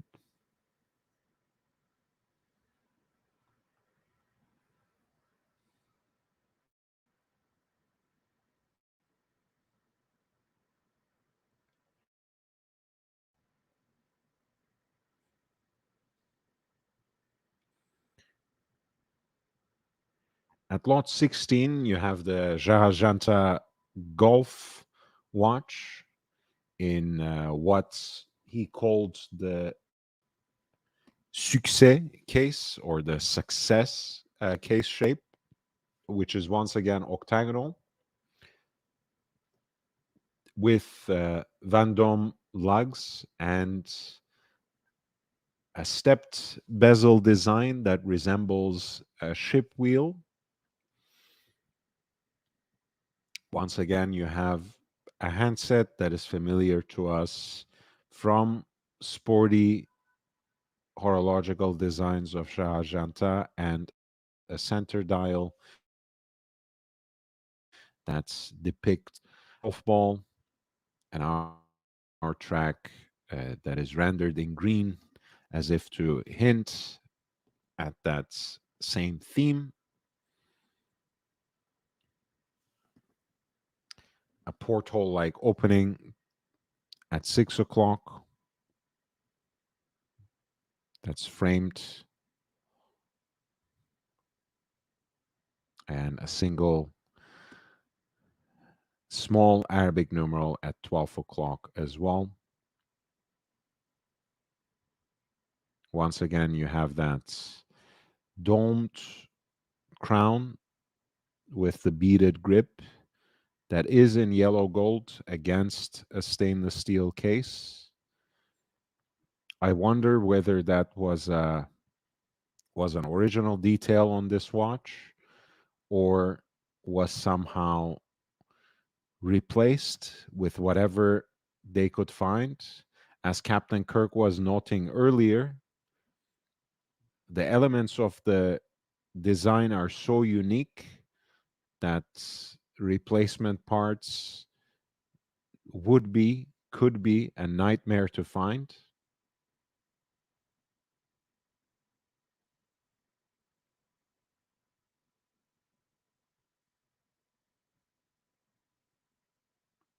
So it might well have been a replacement,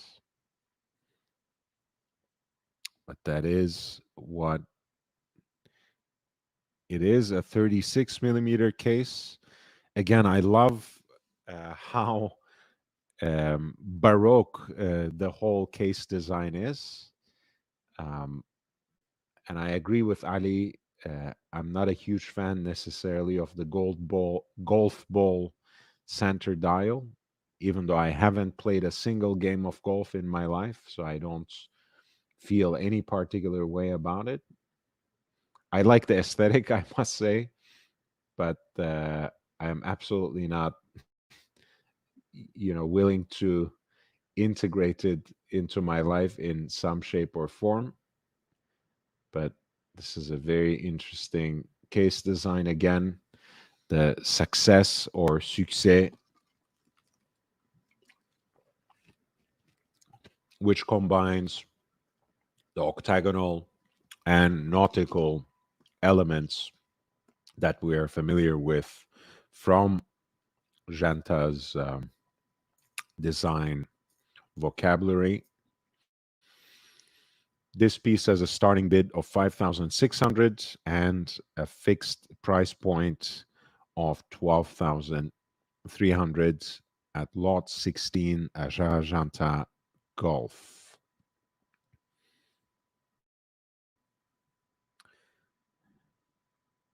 Lot 17, this is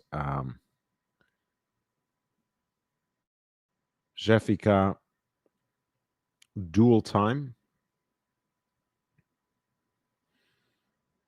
a very interesting watch, kind of an officer case or officer lugs rather.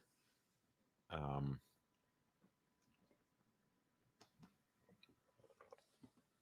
because otherwise you have that classic round case again, except you have straight lugs that have the screw through design, the double crowns, one of which sets the main time in the primary dial, the local time, so to speak, and the second one would set a reference time on a 24-hour dial that is situated at 6 o'clock as a subsidiary dial.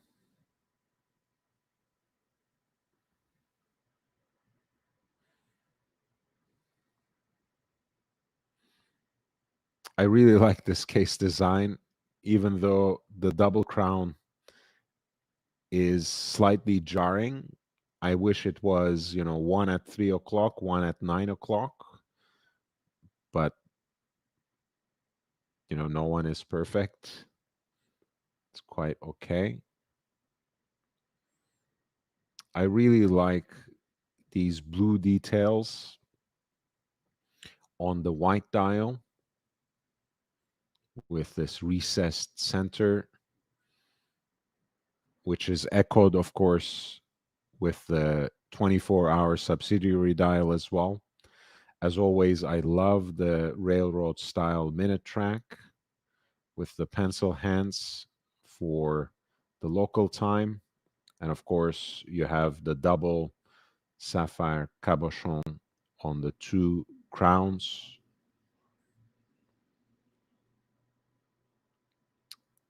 matching proprietary pin buckle in yellow gold.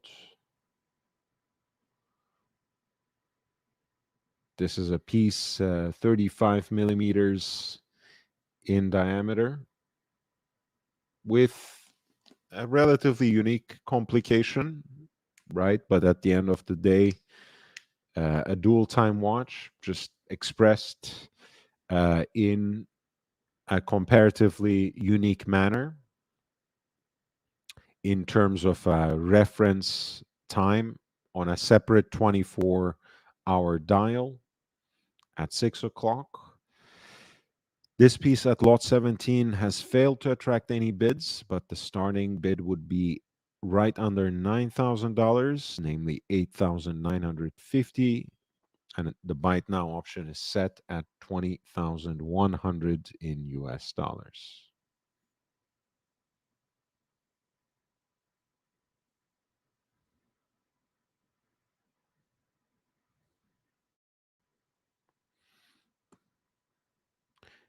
There's a quartz ladies piece at lot 18,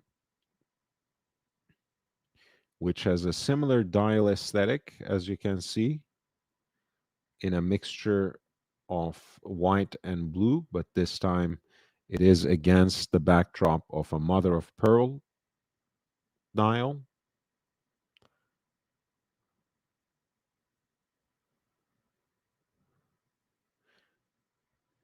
The piece has again an octagonal design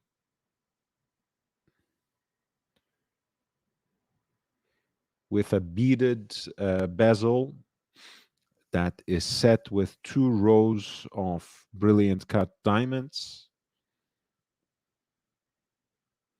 and a bracelet that is in its own turn studded with diamonds as well.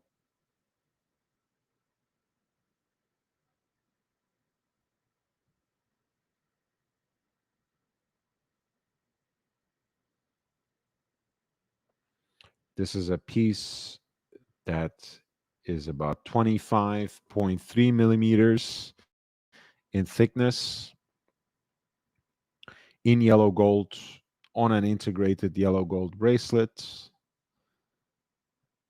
set with 54 brilliant cut diamonds on the bezel and more on the bracelet.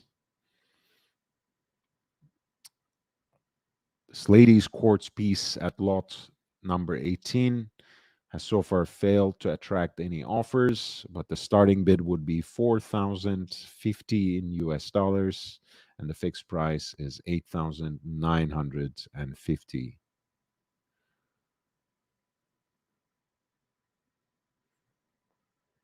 There we arrive at the skeleton piece that I was talking about, two-tone, kind of a two-face aesthetic there in yellow and white gold, which is carried over even to a certain extent to the treatment of the open worked movement, which is beautifully executed.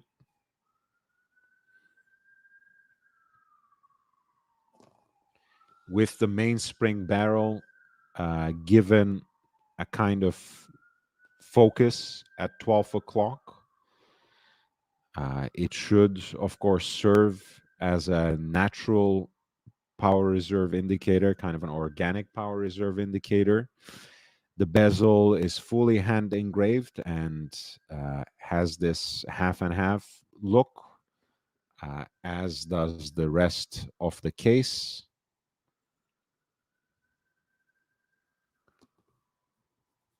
A small crown with a sapphire cabochon finishes the lug, finishes the look. I don't know what I'm talking about. Sorry. Um, this is a hand wound movement, as you can see, with fully skeletonized bridges that have hand engraved details as well.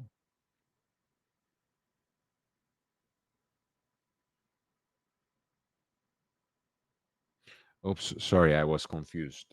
Here's the case back. That is actually a self-winding movement with an off-center rotor. My apologies. You can see the mainspring barrel right there. And here's from the back with a skeletonized oscillating weight that's placed off center. And as you can see, with again engraved details on the case back as well to frame the movements. Very intricate piece, probably too over the top for most, but again, could be a very interesting addition for the right collector. Seemingly in a pretty good condition too. This open worked piece that has the two-face look, a two-tone execution of half white gold, half yellow gold, with a movement that is entirely open worked at lot 19, with a starting bid of 7,850 and a buy it now option, a fixed price set at 17,850.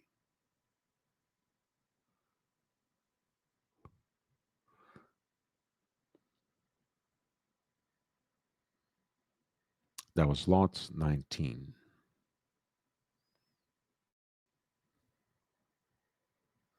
Here is a quick answer of sorts to Flat Four's question, because this is a piece that is branded Van Cleef Arpels, but of course they were sold through the dealers as well. I think Janta's brand, even though I'm blanking out on the specific dates in this one, was more or less acquired at around the same time as Daniel Roth by the Hourglass. And especially through them, I think they had a whole network in Europe, in Asia, and beyond. But I think some were also sold through other channels as well. And certainly Janta didn't shy away from making quote unquote bespoke and one of a kind pieces for the right customer as well. This is kind of a TV screen style case with Van Dom lugs, kind of T-bar lugs that connect the case to the leather strap. In yellow gold, just 32 millimeters, with once again a unique um, speckled blue dial, very balanced layout with 4 subdials. The moon phase is given the prominent position at 12 o'clock with a lapis lazuli background framed with a gold ring around it. A pointer date at 6 o'clock, which is expressed in the form of a gold outer ring. At 3 o'clock, you have the month, and at 9 o'clock, you have the day of the week. This is a French calendar, small crown topped off with a sapphire cabochon. Again, 32 millimeter yellow gold piece. I think with its design and execution with the Vendome lugs, it also feels quite feminine, to my eyes at least, to my taste. Matching tang buckle. And as you can see, even though it is recognizably Genta, the piece is branded Van Cleef et Arpels, and it is signed even on the reverse side of the buckle as VCA for the famous Maison and with the double G for Gerald Genta 2.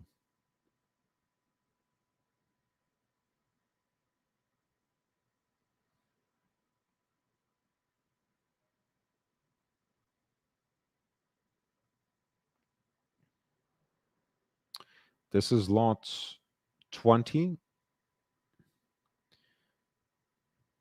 a perpetual calendar with a rather feminine and jewelry like expression with a TV screen style case in 32 millimeters, yellow gold,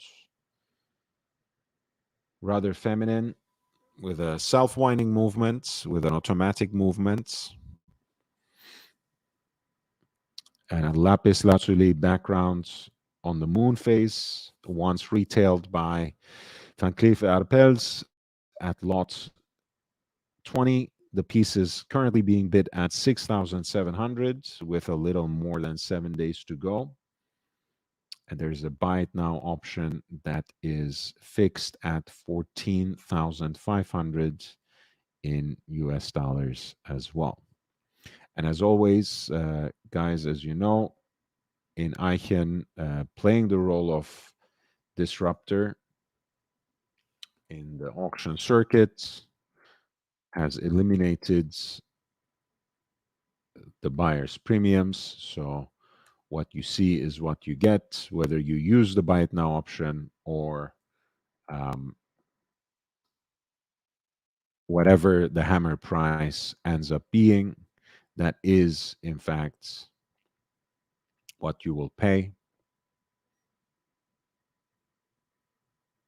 So that was lot 20, one of the first perpetual calendars we see. There are many.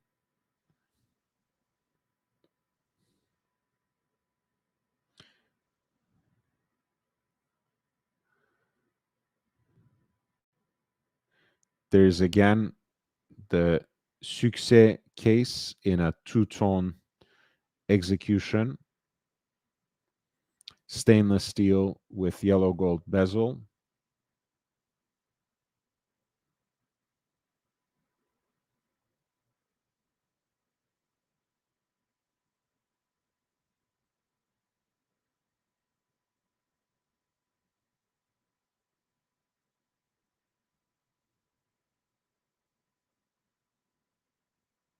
Thank you, Flat 4. Thank you. You are, um, you might end up being the last super chat the for tonight's broadcast. Who knows? 99 cents with a super sticker.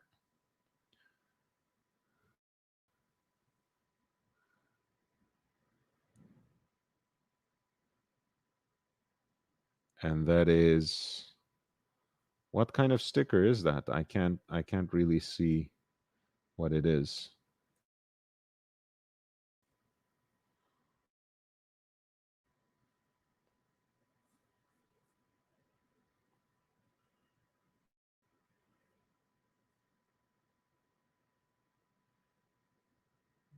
I can't really see what kind of symbol that is, and I'm really suffering with my internet connection again. Should I'll just restart.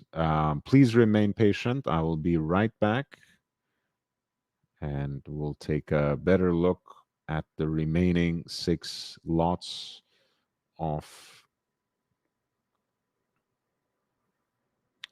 the Legacy of Genta auction organized by Ineichen Zürich that started a couple of days ago, and that will end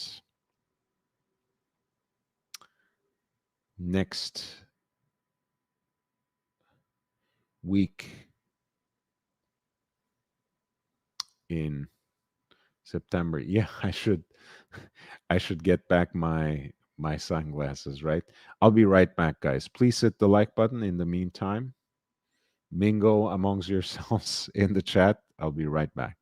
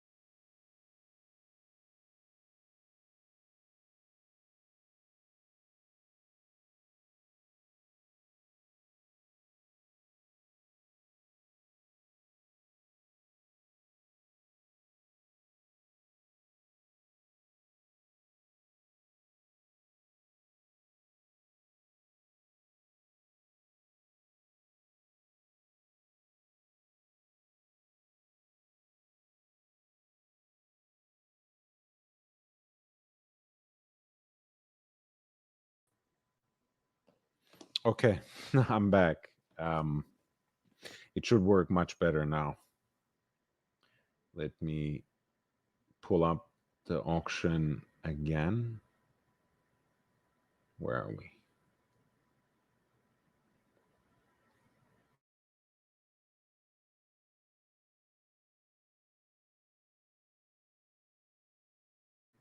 Oh yeah, I can see the sunglasses now.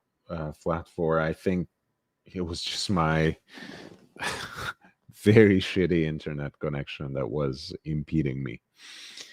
We were looking at lot number 23. For whatever reason, the case or the model name is here identified as golf, but this is really not a golf case. As I mentioned, this is Succès,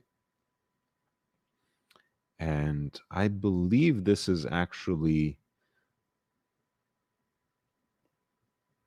a day date, or rather,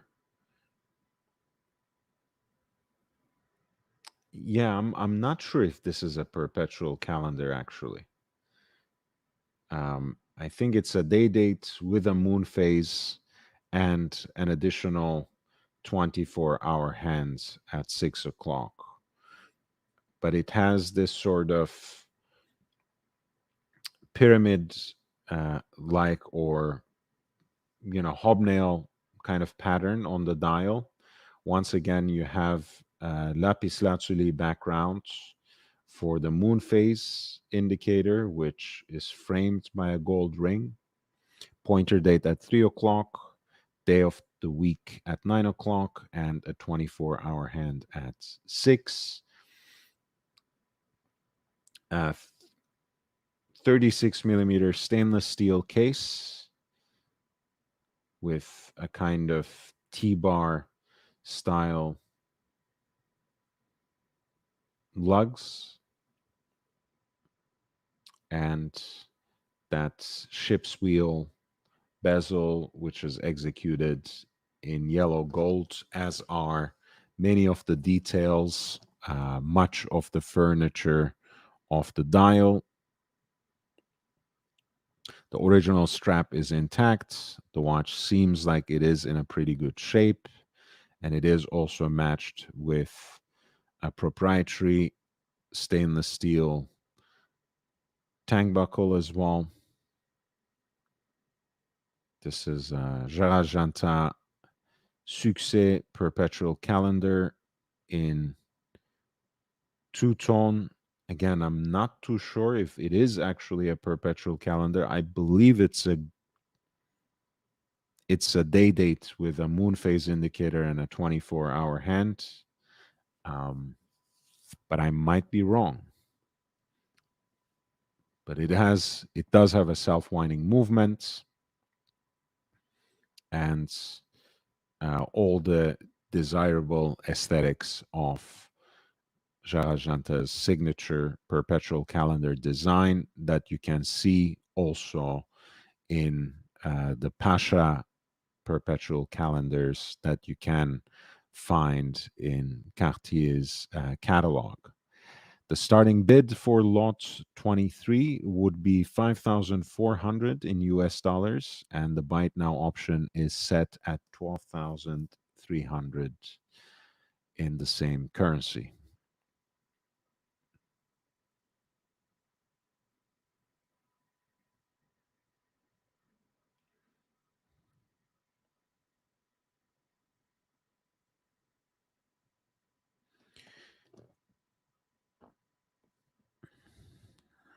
Lot 21 is a day date moon phase, as you can see, with a day night indicator slash 24-hour hand at 6 o'clock, pointer date at 3 o'clock, day of the week at 9 o'clock, which identifies this as an Italian calendar. You have the moon phase at 12 o'clock that is beautifully framed by a gold ring, an octagonal case shape with T-bar lugs and a stepped bezel, and a beaded crown that's topped off with a sapphire cabochon completes the look. The day-night indicator has rather stunning aesthetics as well, with the day hours accented, emphasized by rays of sun in the upper half of that subdial, and by the nights with a deep shade of blue that matches the background of the moon phase indicator showing the night hours.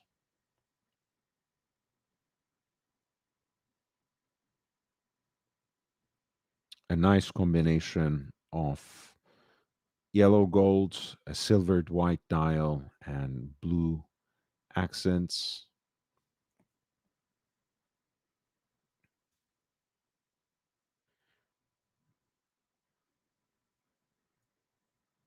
This piece, again, has its shortcoming in terms of its diminutive size. I think it's even less than 32 millimeters, so quite small, even feminine, but a very elegant piece indeed, with a self-winding movement and beautiful aesthetic details, as well as a design that is identifiably Genta. This is lot 21, a day date with a moon phase and an additional 24-hour hand.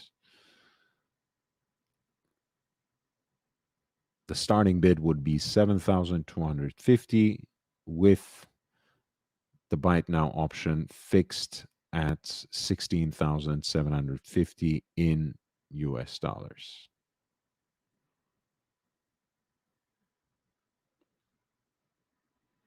Now we have dyed in the wool, real deal perpetual calendar at lot 22. This is once again classic round case with T-bar lugs and a stepped bezel, almost at 36 millimeter, 35.5. And again, because it's round, it will have a very elegant and sleek look, not much of a screaming presence on the wrist, but something that is a little more muted, something that's a little more classier. As you can see, this is a piece that is executed in yellow gold, once again, with the moon phase indicator given the pride of place at 12 o'clock, framed by a gold ring, and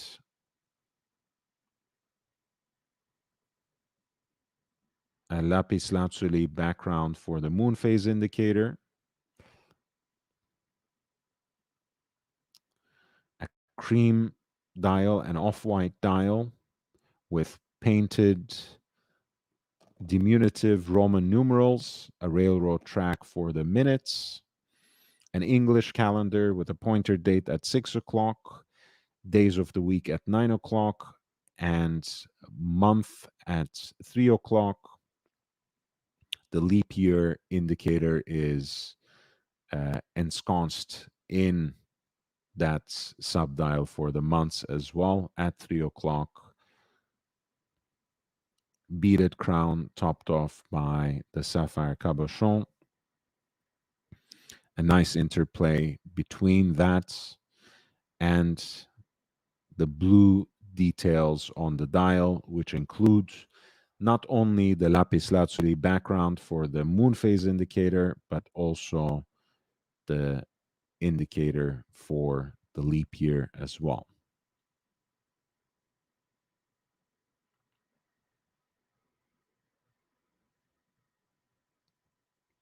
Really beautiful piece.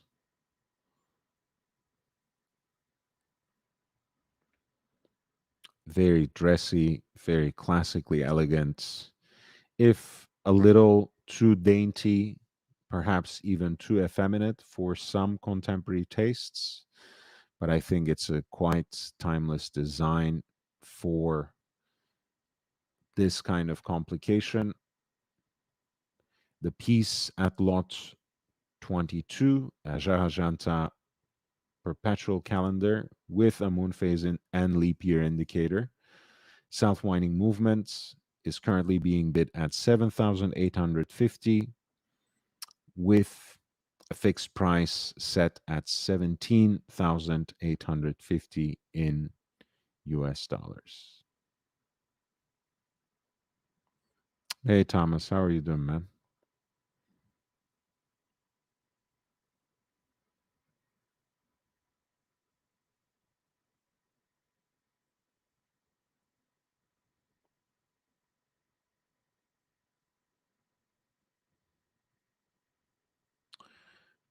We're looking at lot 24. This is once again an octagonal case design with T-bar lugs and a stepped bezel.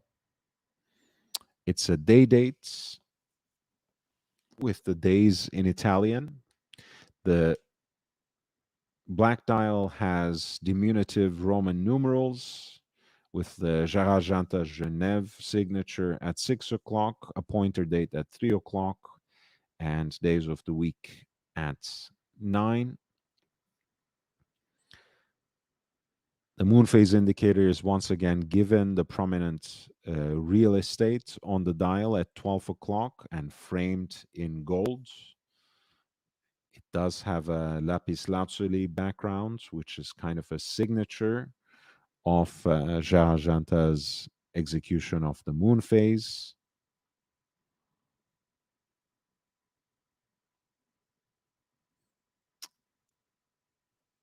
And once again, This is a very elegant and dressy, if also rather effeminate execution of this kind of style, calendar, and moon phase. This is, of course, just a day date, not a perpetual calendar. A perpetual calendar, once it's set properly, gets you theoretically into the next century, uh, always keeping not only the right time, but also the correct day, date, month, and the phase of the moon, among other things. Whereas, of course, uh, a simple calendar watch, even when it's a complete calendar, meaning that it has day, date, and month, will need correction for at least 5 times a year. Lot 24, again, an octagonal yellow gold piece, about 32 millimeters. So this is, I think, pretty much a woman's watch. Day date with phases of the moon. With about a week to go, the piece has not attracted any bids. The starting bid would be 7,250, and the buy it now option is fixed at 16,750.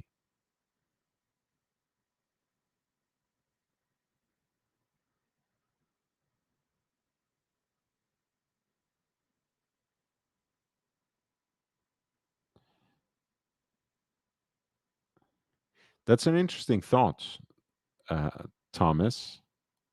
I'm I'm pretty sure Gerald Genta and Kurt Klaus, who was for the longest time the technical director of IWC. I'm sure the two of them met. Whether Dali was included in that conversation or whether he came into contact with any of the gurus in the horological space, that I don't know.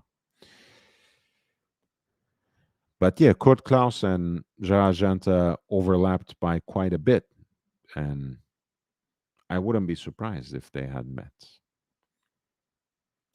Lot 26 is once again a very sculptural and stepped octagonal design that is matched with hooded lugs this time. Once again, you have the domed crown with a beaded grip, a white dial with Roman numerals, and gold broadsword hands.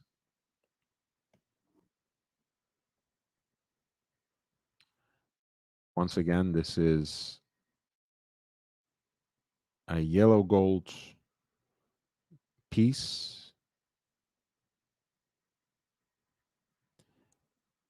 with a transparent porthole that opens onto the tourbillon cage at 6 o'clock.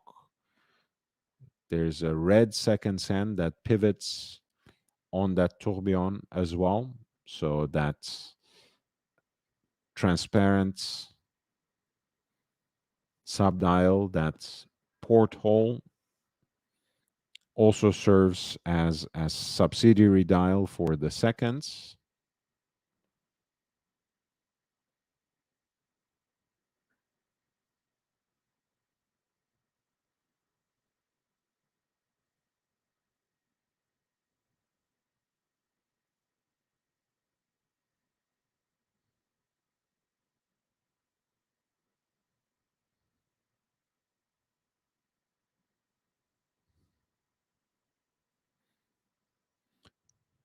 The leather strap has very interesting details that replicate the hooded lugs at regular intervals.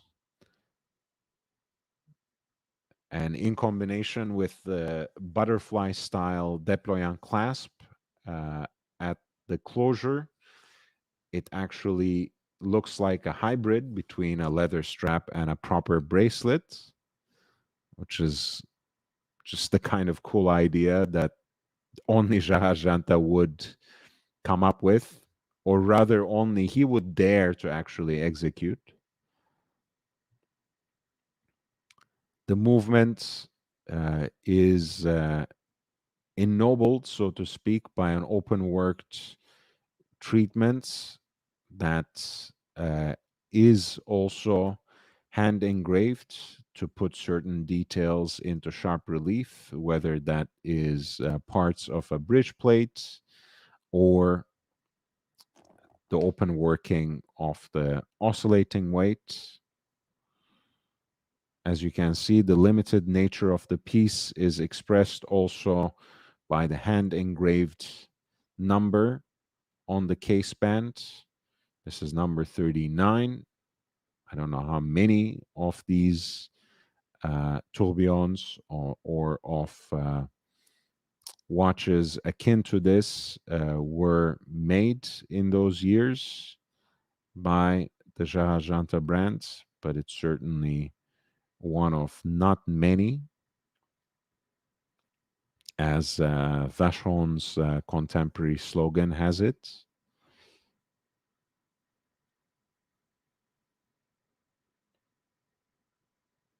Really a beautiful piece when it comes down to it. Again, with an expression that you won't see from many other brands. I think I said butterfly clasp, but I guess this is actually a single déployant.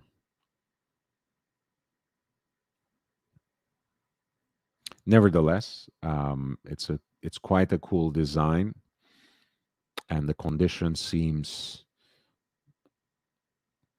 quite nice as well for this tourbillon watch. Again, with an octagonal case with a step design and hooded lugs, which in combination with the details on its leather band have a certain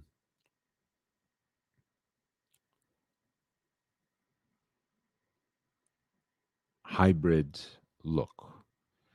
At lot number 26, the piece has not attracted any offers just yet, but the starting bid would be 23,450 with the buy it now price, with the fixed price at 50,200. Nick Butter, I miss you, man. It's been a while since I noticed you in the chat. Thank you for the super chat, $7. Um, so you might actually qualify for the last super chat of the day. And as you guys know, all the proceeds from super chats are going to be donated to UNICEF. This is the case for all super chats, super stickers, super thanks that are contributed until October 12th. Nick Butter says, "Hi, YB and all. I like that tourbillon piece. Just tuning in while learning about slide rule on my newly acquired Navi timer." Hey, man. Amazing. Amazing. Amazing. Um, Enjoy it. Enjoy it. Wear it in great health. Learn how to make the best of it. Amazing. Navi timers are great watches, man. I mean, lots of character. It's the kind of piece that you can, see with the corner of your eye at the other end of the room, and you will most certainly recognize it almost immediately. And Thomas, yes, the Paul router is another. The Universal Genève Paul router is one of those classic Gerald Genta designs, and in fact, it's probably the one that kind of broke him into a certain prominence as a mainstream watch designer, for sure. Um, but of course, a lot of people continue to know him mostly through uh, the Audemars Piguet Royal Oak, uh, of course, through Patek Philippe Nautilus, um, to a certain extent through the IWC Ingenieur or the Cartier Pasha. Um, people like you and me, people who are more, uh, passionate, I guess, about obscure horology, extinct brands, and some of the erstwhile bargains in the world of watches would know him from the pole router, which has an incredible amount of variations and which can still be actually a decent bargain for a nice dress watch. Is also his design. And there are also so many pieces that have been attributed to him without final confirmation,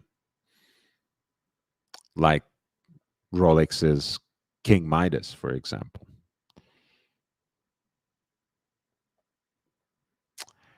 This is perhaps the pièce de résistance. This is perhaps the centerpiece, the premium lot of the auction, number 25. That classic round case, again with the stepped bezel and T-bar lugs, almost 36 millimeters in diameter, 35.5. This is a design, of course, that um, aesthetically speaking is not too far from the Cartier Pasha, which was, of course, designed by none other than Gerald Genta himself. The additional pusher, which activates the chiming functions of the watch, adds a nice counterbalance to the small and very delicate crown that's topped off by a sapphire cabochon at 3 o'clock.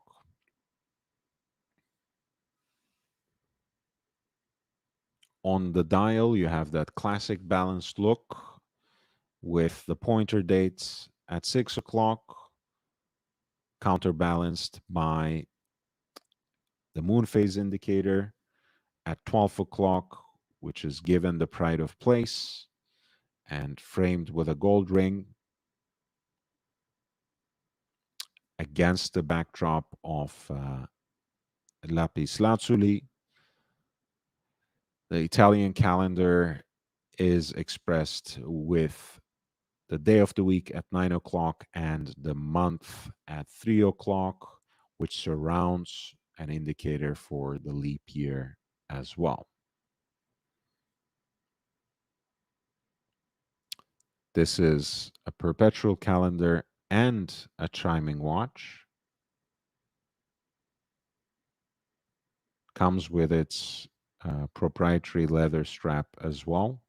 As you can see, it has a beautiful exhibition case back that allows you to peek into the movement that which is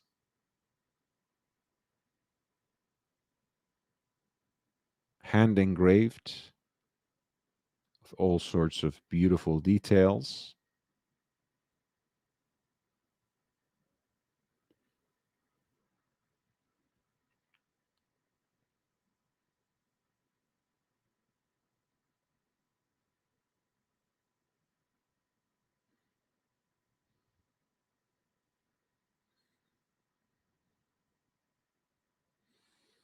As it is a piece of art, it is also signed on the case band. And that branding flanks the pusher for the minute repeater, which is itself signed with the two initials, the two G's, number 74, engraved next to the crown.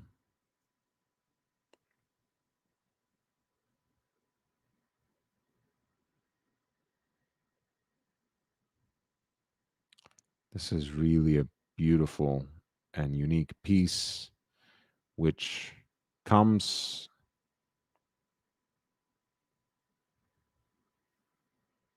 with its original warranty card, with what looks like its Geneva seal certificate.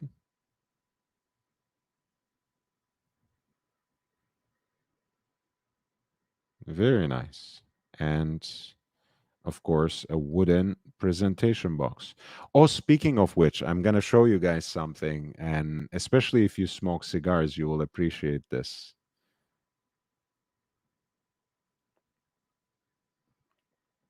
Wow, this is really a stunning piece. Again, kind of connoisseur's piece, not the kind of perpetual calendar that everyone lusts after, not perhaps the kind of watch, the kind of chiming watch that everyone goes after. Um, to be quite frank, except for the revival piece that was presented as part of the Only Watch auction, that is, in fact,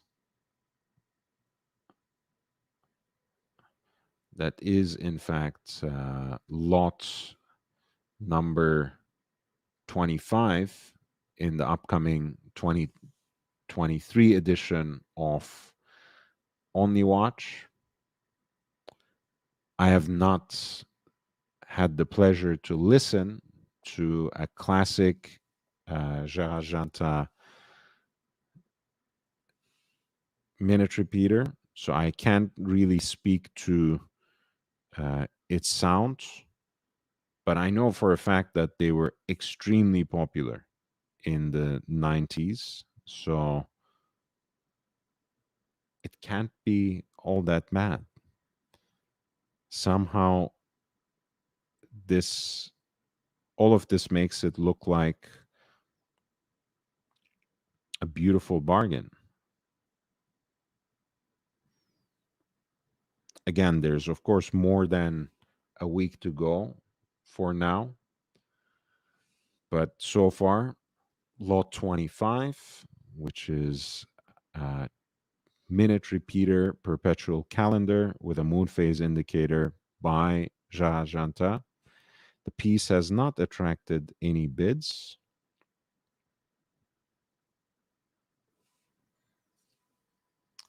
But the starting bid would be 35,700, and the buy it now option is set at 75,850.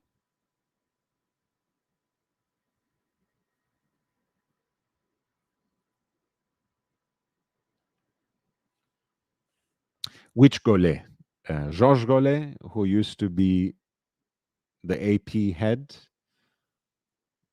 or Genta's watchmaker, Gollet. What is it? Pierre Michel Gollet.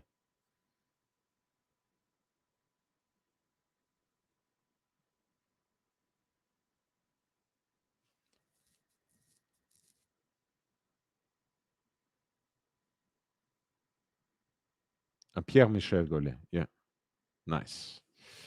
Yeah, we should. I mean, I guess the best people to talk about him in the context of Genta would be uh, people like Barbazini and Navas, who worked with both of them and who are today taking upon the revival of both the Gerald Genta brand and the Daniel Roth brand, as you guys know. So um, it would be interesting to talk with them for sure.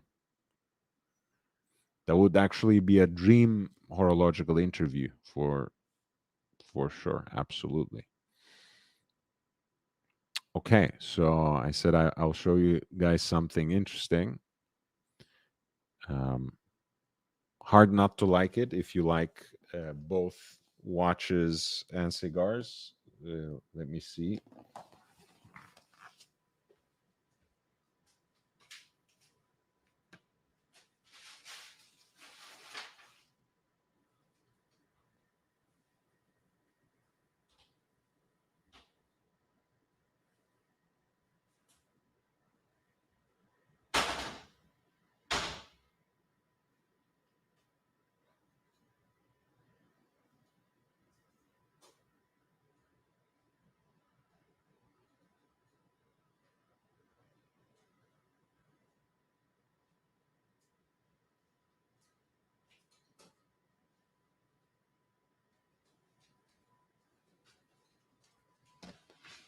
So, oops, I'm sorry about that. Bumped right into the microphone, which hopefully didn't uh, take it away. But so I found this old school Breguet watch box, beautiful burl wood, um, finish, and it was listed on eBay by someone quite apologetic of the fact that it was missing the inner cushions and everything else that made it like a proper single watch presentation box. But of course, that gave me the idea of using it for something else. A nice humidity pack and a bunch of gordito size cigars. You can't fit too many of them. I mean, you can fit like maybe 12, but I go through them pretty fast anyways. So this is a very nice and neat solution for a little humidor box, and it's kind of loyal to the ways that these kinds of boxes were advertised in olden times. I remember some of the material in old school Rolex boxes that said, like, don't throw this box away. You can use it to store your cigarettes. And I guess you can do something similar with these as well. I really like it. Um, Usually, honestly, I don't mind using a bunch of different things. I do have like a 2-finger cigar holder by Goya, but most days when I have a few cigars with me, I put them in a Manila style envelope and throw a humidifier pack from Boveda right into it. And I use that as my travel humidor, as I jokingly call it. But it's so practical and keeps the cigar so well when you have that Boveda in there. I guess you have to change the humidity packs once every so often, maybe every 3 months, 2 months if you are really precious about it, I guess. But otherwise, I think these are all great solutions. I know there are alternatives out there. I know that there are um, great brands that offer a great deal. But when I found this for an absolute bargain, because it was not serviceable anymore as a watch box, I thought I could possibly rescue it for some other kind of use. And what better use than for a cigar box? And I think, I don't actually remember who made these boxes for Breguet, but I wouldn't be surprised that they would also make humidors. The same brand would make humidors for Dunhill, for another brand. So Thomas's guess is right on point. I wouldn't be surprised if the same maker that produced watch boxes for Breguet made humidors in larger sizes for Dunhill and other brands. All right, let's keep them coming. Keep the questions and requests and super chats coming. I think I will take a look at the fine watches curation that is put together by Sotheby's Paris. I think this is a great auction, the legacy of Gerald Genta. I know recently they had great success with the in-person auction that honored Konstantin Chaikin's work. And that coincided also with Geneva Watch Days. I know recently Ineichen again kind of hit the brick wall with the World of F. Bejon curation, in which many of the watches had forbiddingly high, excessively prohibitive reserve prices. So they ended up basically only selling a handful of about 2 dozen watches. No, I'm exaggerating, not 2 dozen. They had about 13 watches, I think, in that World of F. Bejon auction, and they only ended up selling 4. I'm hoping they will have better luck with these. I think the reserve prices are actually quite reasonable. The fixed prices, the buy it now option, not always. But there are certainly a few pieces that are worth keeping an eye on. My personal favorites are the Buy Retro, Jump Hour retrograde minutes, retrograde dates,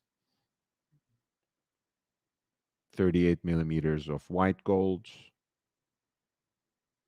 and damn near as a full set. That's one of my favorites. Though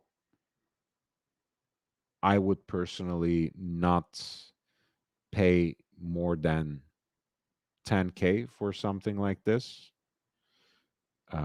especially when you can have stainless steel examples of a very similar nature for less than 5K and possibly even less.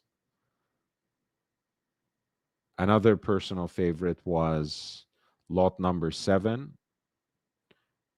which is again 38 millimeter stainless steel on a very unique matching stainless steel bracelets.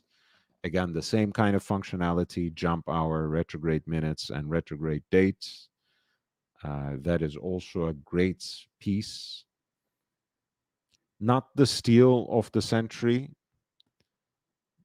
but could be still an interesting catch under 7.5. And you guys know that I'm a little too picky when it comes to the price points. Maybe it will still be a good deal for you for a little higher than that, but that's just my sense. That's just my recommendation.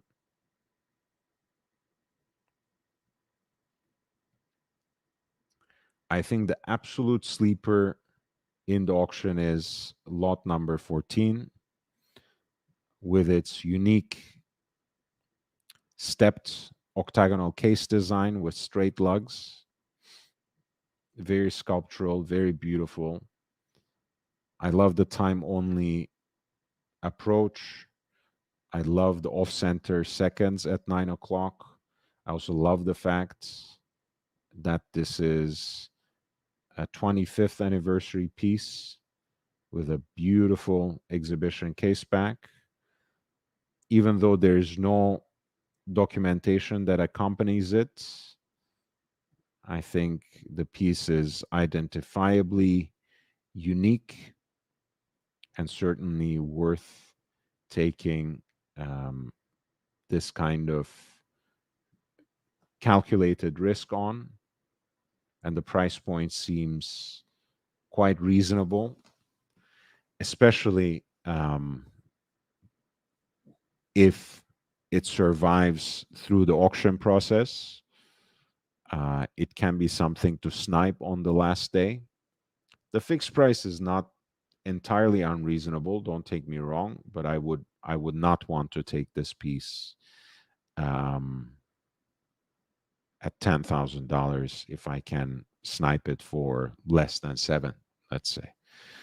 Um, but yeah, incredible catch for lot 14, and possibly very undervalued, very underrated watch.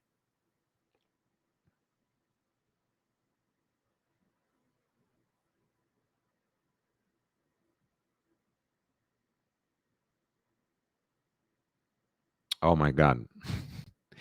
I You were just looking at me and not the watches while I was highlighting. Yes. So it was this lot number 3 by Retro in a 38 millimeter white gold case, jump hour, retrograde minutes, retrograde dates, full set. Lot number 7, same configuration, this time with a black dial, jump hour, retrograde minutes, retrograde seconds, but with a very unique and matching stainless steel bracelet. And finally, lot 14, which is the time only with off center seconds at 9 o'clock and with an stepped octagonal case with straight lugs, the 25th anniversary piece, the beautiful exhibition case back that bears unique hand engraved details and elements of framing and open working. Very unique piece. I think a great compromise between a dress piece and a sporty piece as well. That was lot 14, the Genta Octo small seconds in gold, 34 millimeters in yellow gold. Of course, there are some stunning pieces, the two-tone in white gold, yellow gold, with the open working at lot 19. All of the perpetual calendars, the tourbillon, the chiming perpetual calendar, all these would be great pieces, but they are quite at a different price segment when all is said and done. So that is a little different.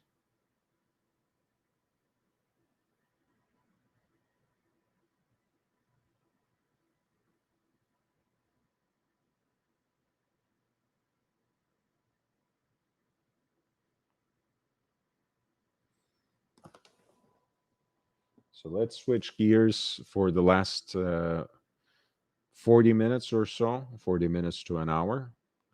Please hit the like button to give me a little bit of a boost for this last stretch.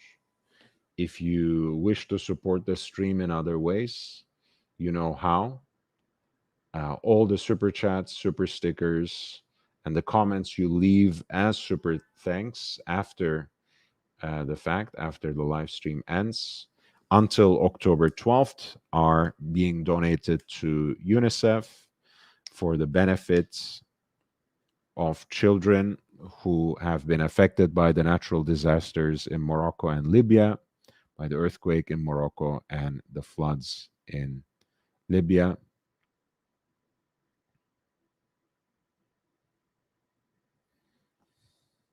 So now let's look at a few pieces from the fine watches selection by Sotheby's Paris.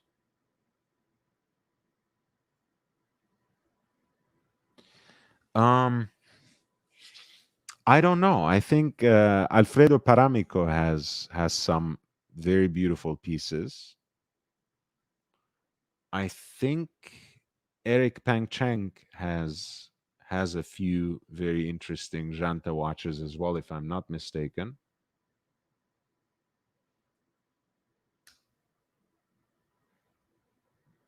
Yeah. Otherwise, I don't know actually who would be the apex predator in that genre. But here's the link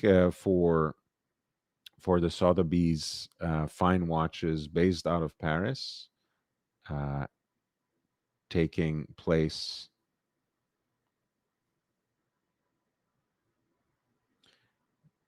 or rather concluding on September 29th.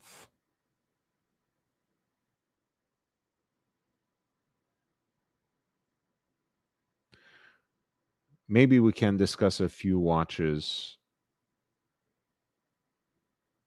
here before we conclude for today. If you have any recommendations, if you want me to focus on any of these watches before I conclude for the day, please feel free. A lot of it, as I mentioned before, um, a lot of the selection is the usual suspects, you know, contemporary and vintage, Rolex and Patek. But there are other kinds of pieces, other kinds of parts as well.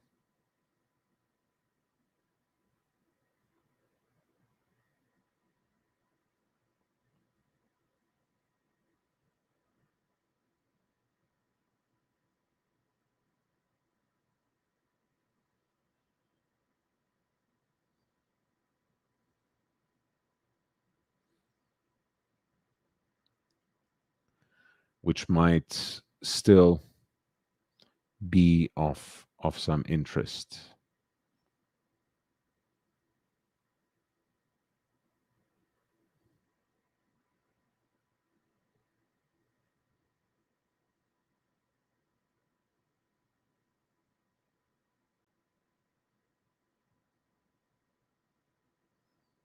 I mean, look at this ultra thin piece, for example. This is, let's see, I can see this in US dollars as well, right? This is the two-hander Daniel Roth reference C107, number 2, with a black guilloche dial that has the fine hobnail pattern rather than the kind of pinstripe that he used more extensively and more frequently later, the gadroons, so to speak. This one has the hobnail, this one has the Clou de Paris on a black dial. ultra thin watch in Daniel Roth's signature double ellipse case, ellipse or curvex shape, 35 by 38 millimeters.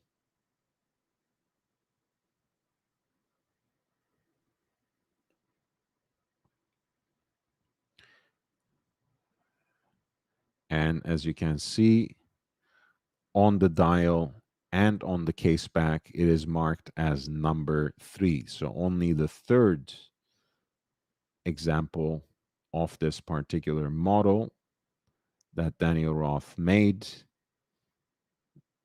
Here is the self-winding movement with the case back removed, with an off-center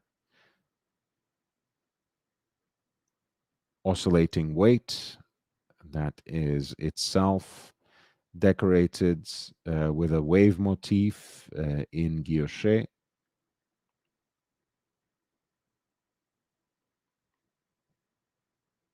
And you can appreciate here both the sculptural shape of the case and how ultra thin it actually is. And Daniel Roth has gone on record many times saying how much he appreciates the simplicity and the kind of mastery and miniaturization that goes into ultra thin time only watches ever since he started working in the after purchase service division of AP as a young man.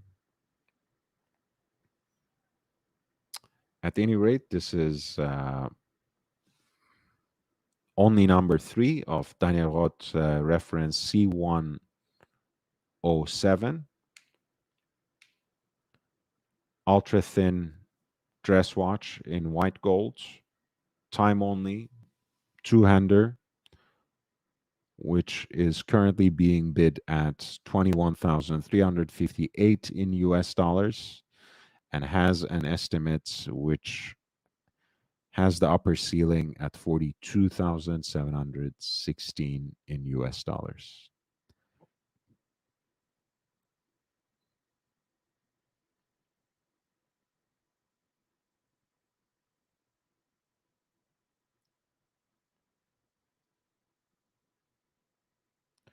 We were speaking on Kurt Klaus earlier. Here's a very, very special version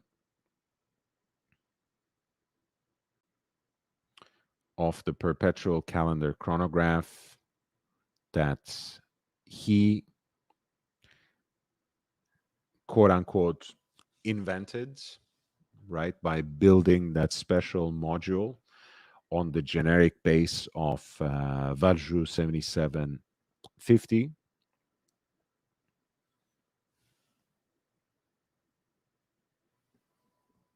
This is the IWC Da Vinci perpetual calendar chronograph with the moon phase indicator. A very unique example in yellow gold, which has its matching beads of rice bracelets in the 7-row style. The piece has a diamond encrusted dial, diamond set bezels, a diamond set bezel, and diamond set hooded lugs as well. The hour markers are rendered in rubies, and the hands for the hour and minutes are actually playfully detailed in red as well to match those ruby markers.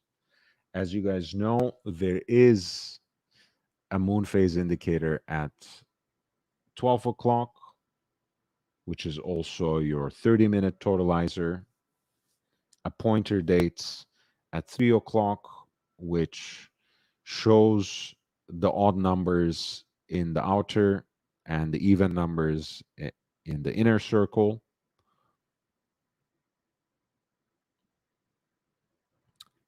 At 6 o'clock, you have both the 12-hour counter and the indicator for the months, which wraps itself around that crosshair style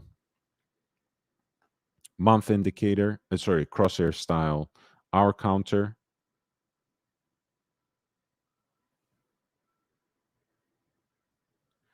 And then you have around the continuous running seconds, the days of the week. The calendar here is in German. The calendrical functions are indicated with gold hands, whereas the chronograph indications are left to heat blued hands, which includes the centrally deployed chronograph seconds hand as well.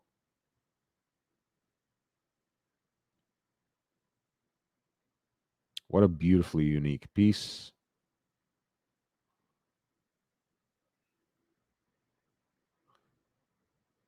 Again, kind of the uh, Sultan's version of the IWC Da Vinci Perpetual Calendar Chronograph, but a very fascinating one indeed.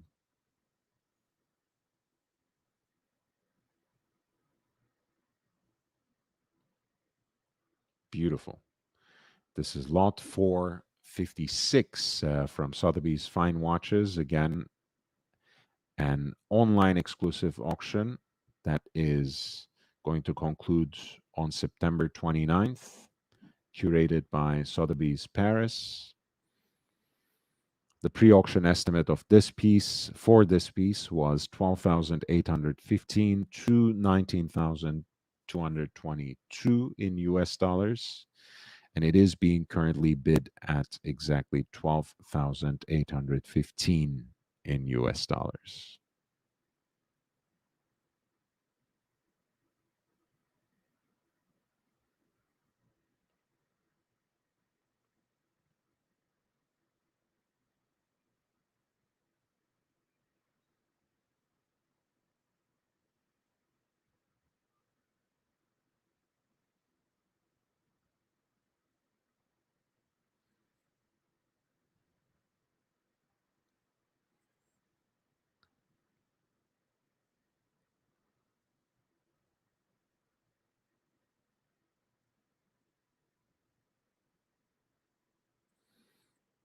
Again, speaking of oddball pieces,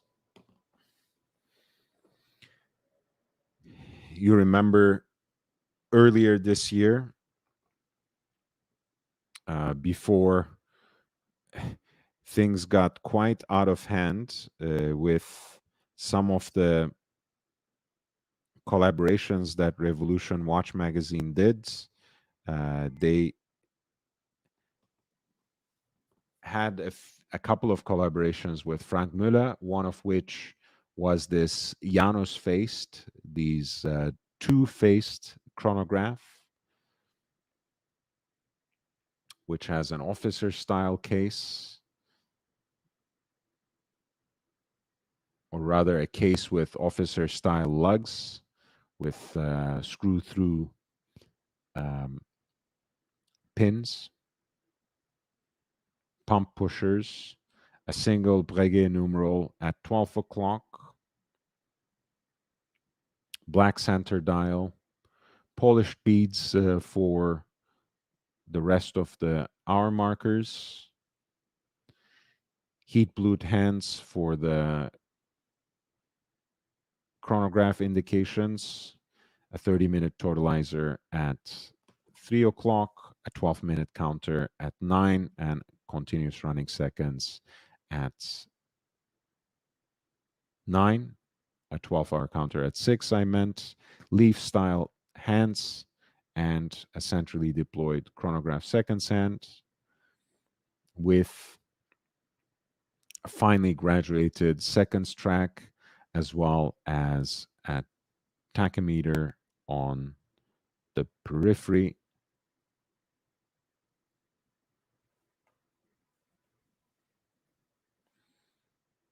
Of course, the real showstopper when it comes to this particular piece is actually on the back.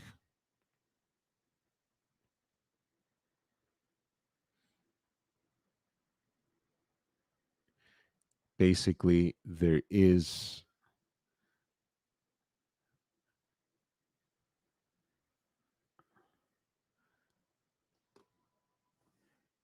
a multi-scale expression for the chronograph that uses the same movement, right? That is engaged in the exact same way. But on the back, you have basically a pulsometer that is graduated for 15 pulsations on the perimeter. And then you have within that, in a concentric circle, a telemeter. And then snailed at the very center, you have the tachymeter. So um, basically, measurement for heart rate, distance, and speed.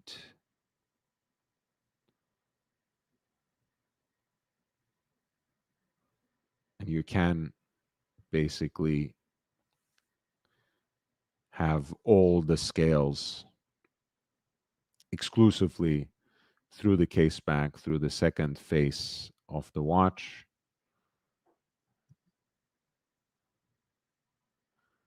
It's a white gold piece in 39 millimeters. So very, very classic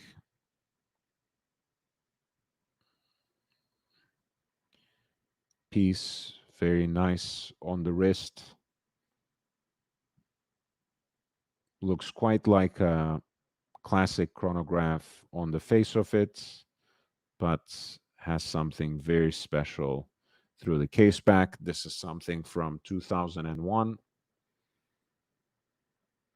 The piece had an estimated value of 10,679 to 21,358 in US dollars, and it is currently being bid at 8,543 in US dollars.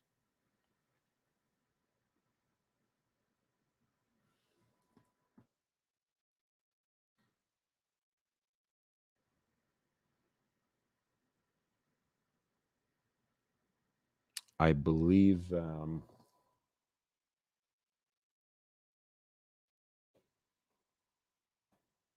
when Waco made limited edition of this for the 30th anniversary, I think it was Grail Watch number 2. It was the second project. Um, the double-faced chronograph was, I think, rather salty, um, rather spicy in terms of its pricing, in terms of the price point.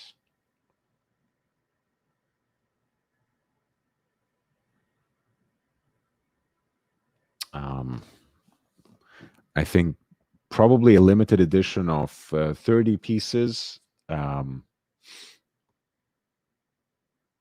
and 20 more than 25,000 US dollars, as far as I can recall. But I think that may have been also a split second chronograph. So to be fair, it was a more complicated watch. There are a few hidden gems, as always, which I want to highlight. Um,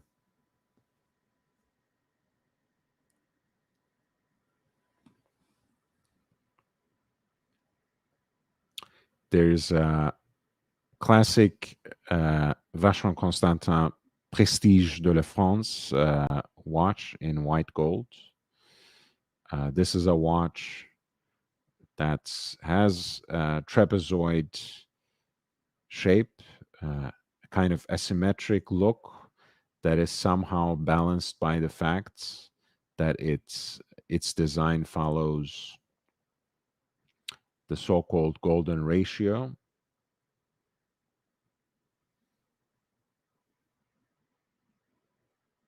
It comes with its certificate of origin and warranty papers. 21 by 40 millimeters in white gold.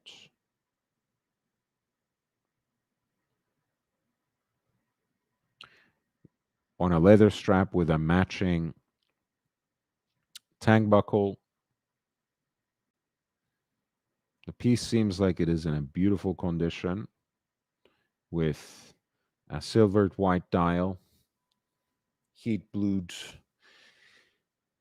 leaf shaped hands fashioned out of stainless steel that play along beautifully with that sapphire cabochon on the crown. This piece apparently started with no reserve at lot 479. The estimated value of the piece was from 5,340 to 8,543 in US dollars. The piece is currently being bid at $5,873.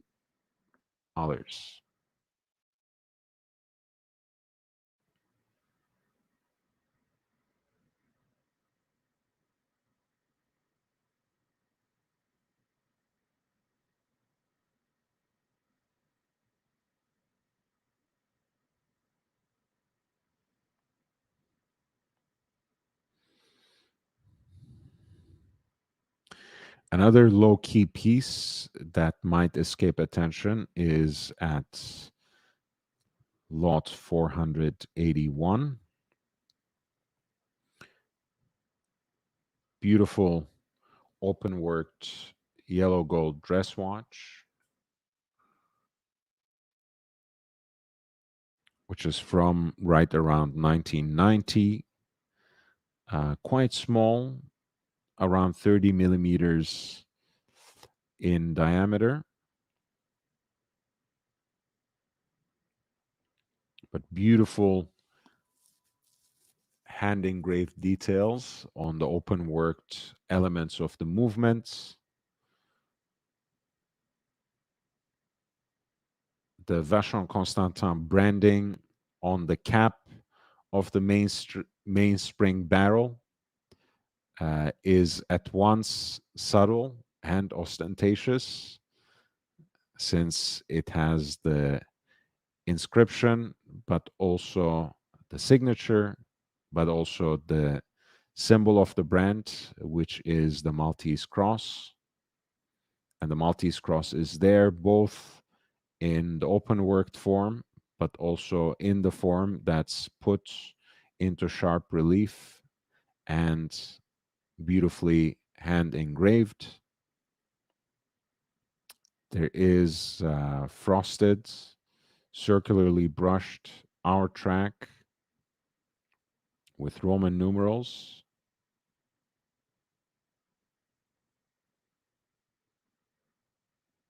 Again, very delicate, miniaturized piece that can most certainly be worn as a dress watch, but could also simply be admired in its technical feat of miniaturization.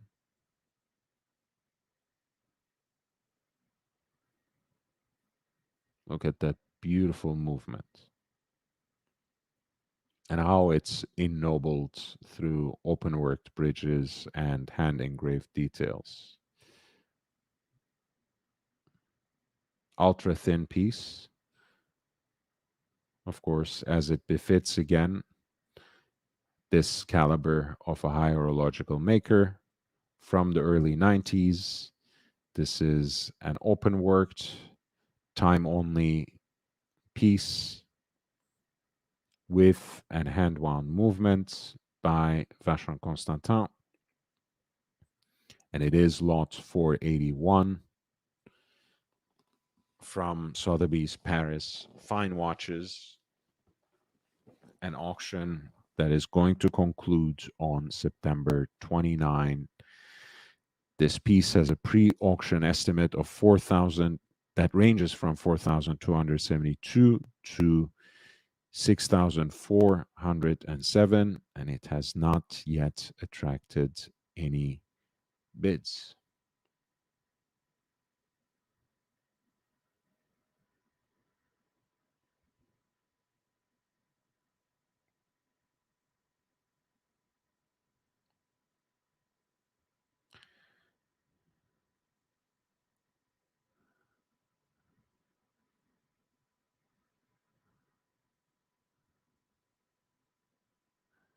Again, a very classic dress watch by Vacheron Constantin from mid 50s. Beautiful mid-century design, 33 millimeters in yellow gold. The watch is perhaps given a more outsized presence thanks to its devil's horns lugs, both in terms of the design accent, the touch, but also in terms of the extension it gives to the case. Arabic numerals interspersed with arrow-shaped markers for the hours, a honeycomb dial, which is very beautiful and a very subtle texture too. Small seconds at 6 o'clock. It's a beautiful dress piece, which started the auction at no reserve and a very humble estimated value that ranges between 2,563 to 3,417 in US dollars. The piece is already being bid at 1,281. Again, as you guys know, Vacheron Constantin, perhaps among the so-called Holy Trinity of high horological makers, among those three names of the high echelons of classic watchmaking houses.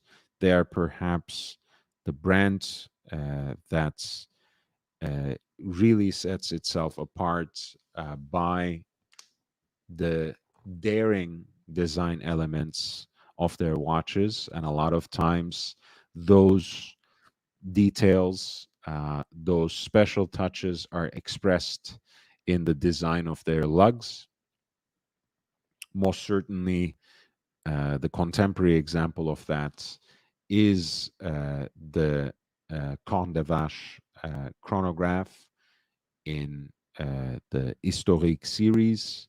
But when you look into their catalog, there are so many examples from every single time period. And this dress watch at lot 488 is one such example. Yes, the skeleton. Some of these skeletonized pieces they have, um,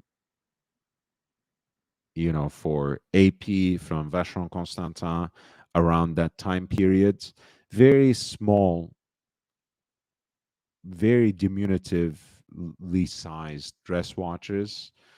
There are a lot of great deals. If you email me, I can give you a few. Um, a few pointers. I might actually have a video coming for that. Anyway, um, keep your eyes peeled and make sure to like it once it posts. Another genre of watches that seems to be gaining a lot of interest recently are these triple calendars with moon phases.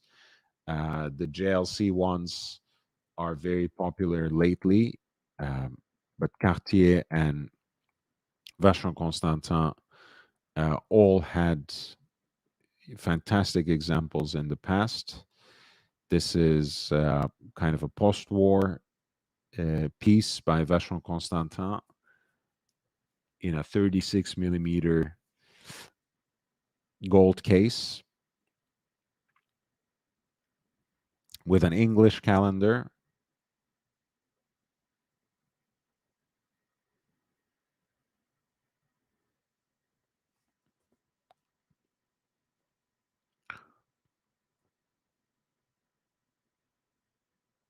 Once again, a fancy lug design that sets it apart from the competition, so to speak.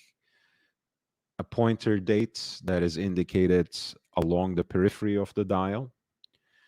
A moon phase that is ensconced within the subsidiary dial for seconds at 6 o'clock, and the two aperture at 12 o'clock, right under the signature of the brand for the day of the week and month. Of course, this is such a distinctive and distinguished genre that it's actually still presented in the Historique series as, of course, a triple calendar, not with the moon phase.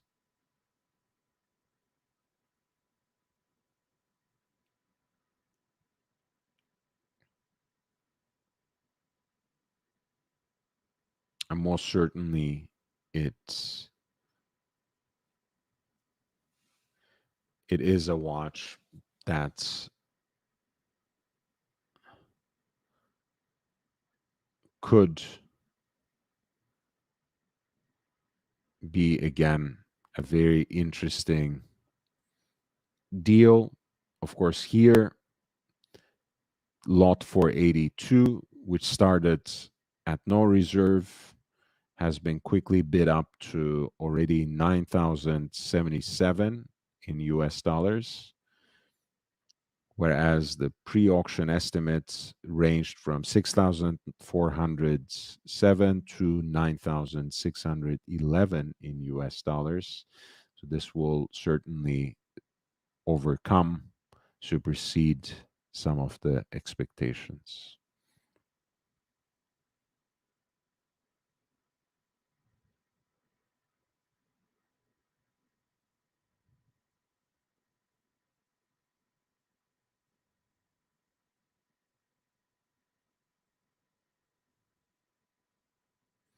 At 453, this is an FB Jaune Elegant in Titanite or Titanite. I don't really know how to pronounce it. Um, Seemingly, this watch actually is now the new high piece among the entire selection of FB Jaune watches, apparently. After Chronomètre Bleu, it may well be the most popular. As you guys know, this piece is a very unique implementation of a quartz powered watch, um, a uniquely engineered and even decorated um, quartz movement that you can glimpse onto from the exhibition case back that knows how to hibernate itself when the watch is put aside so that it can preserve its charge, its battery, but also um, lengthen its lifespan significantly as well before it needs a battery change, before it needs any kind of servicing.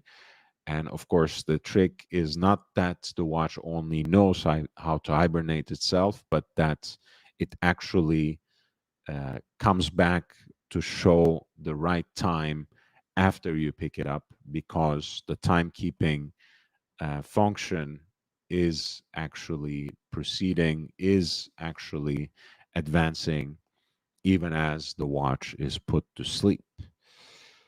So, this is a recent example of the piece that comes with the box and papers as well as the outer packaging.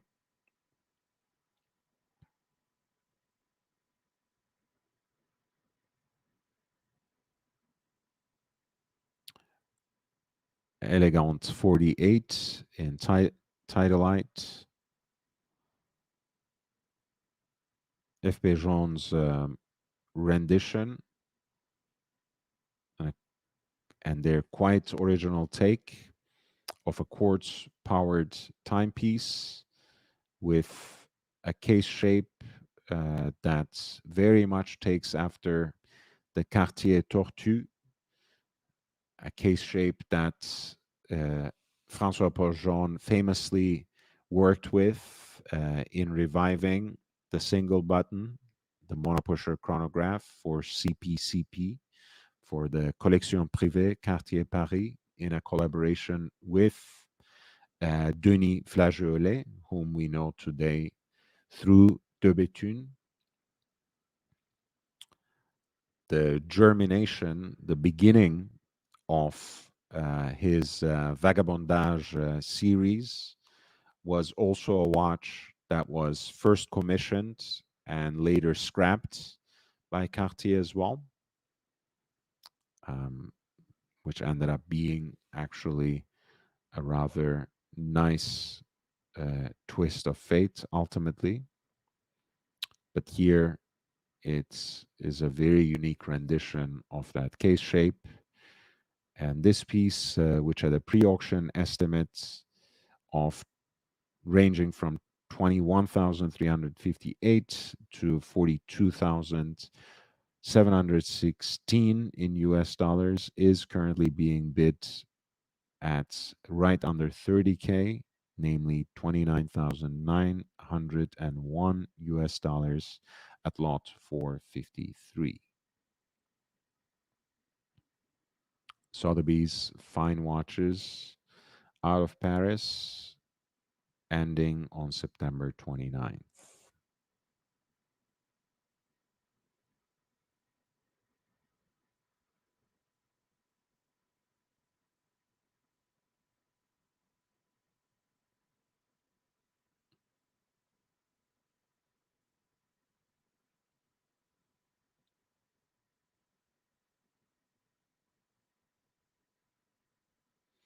Let's look at maybe a couple more watches and then wrap it up. Please hit the like button if you have not already. Here's a Carrera Panda from 1970s. Triple register with black subdials against the backdrop of a white dial.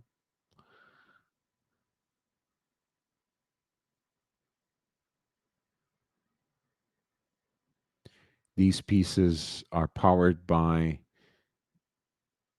a movement, a hand-wound chronograph movement that is built on the base of Valjoux 72. And as you can see, it has also the aesthetic of a piece that is quite reminiscent of its contemporary, the Rolex Daytona. And of course, they have gained um, a lot of value in the recent years. the prices have rather skyrocketed, but when you compare it to uh, a Daytona,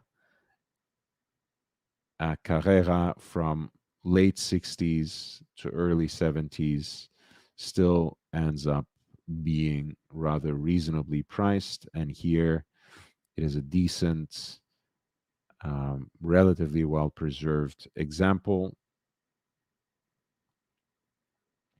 on a generic leather strap.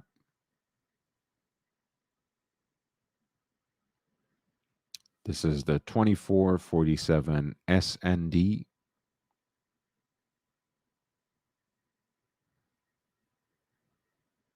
at lot 447.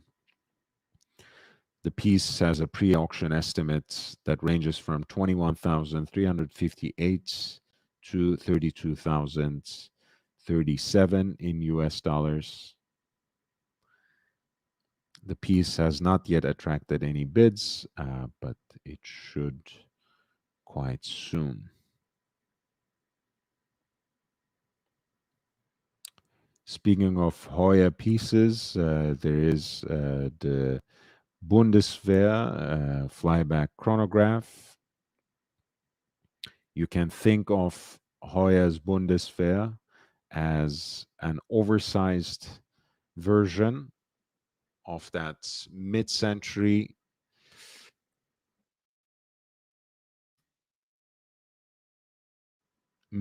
pilot's chronograph with flyback functionality that would be familiar to us from Breguet and other manufacturers that made such chronographs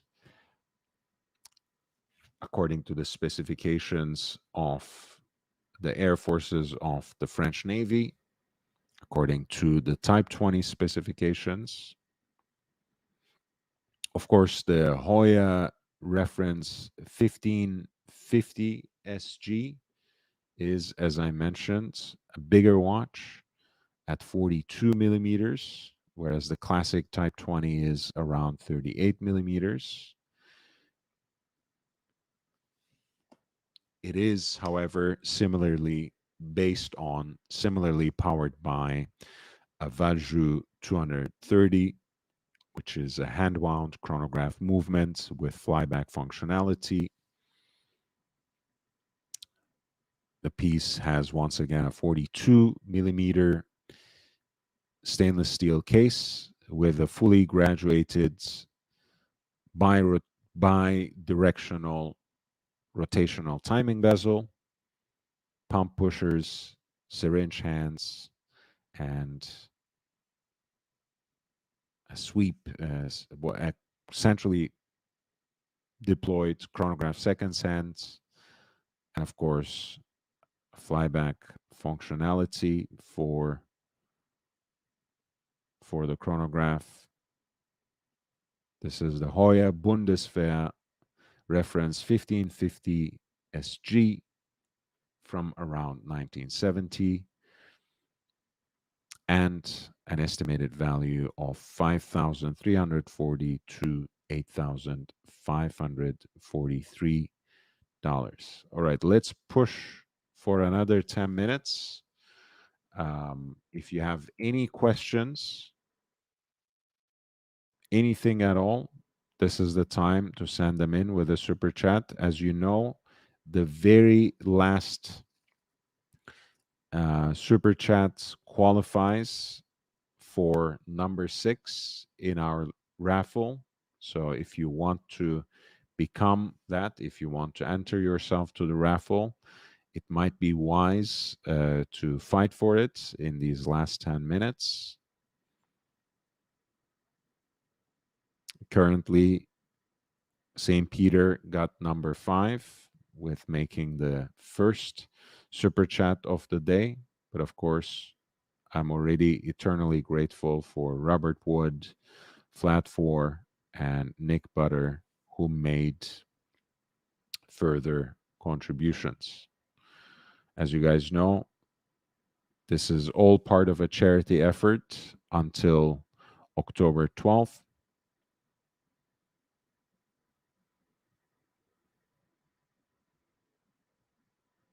Here are two more chronographs. Maté Tissot was, of course, as it happens, one of those manufacturers that made the mid-century pilot's chronographs according to the Type 20 specifications. Indeed, they were the ones who made the watches for Breguet. This is another chronograph they made from a later period, built on the Valjoux 726.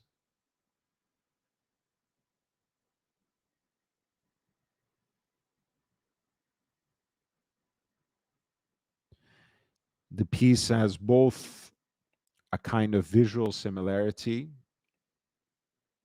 with its reverse panda dial,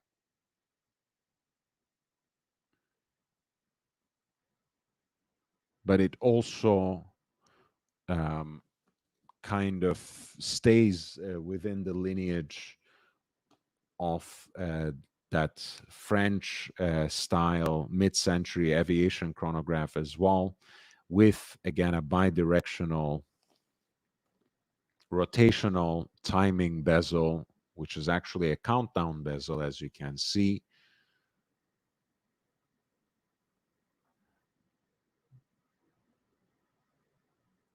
There's a tachymeter inscribed on the periphery of the dial.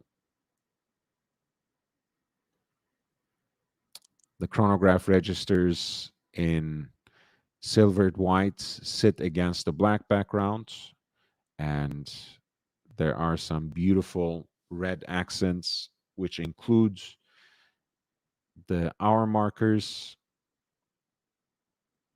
the 30-minute counters, and the alternating minutes indicators for the first 10 minutes, as well as the hand in that minute totalizer, not to mention the centrally deployed chronograph seconds hand.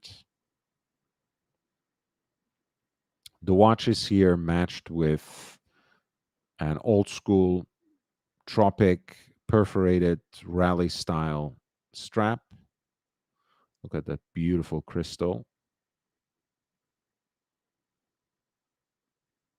And that's PVD coated black bezel against the stainless steel case. This is a very cool sports watch. 40 millimeters in stainless steel.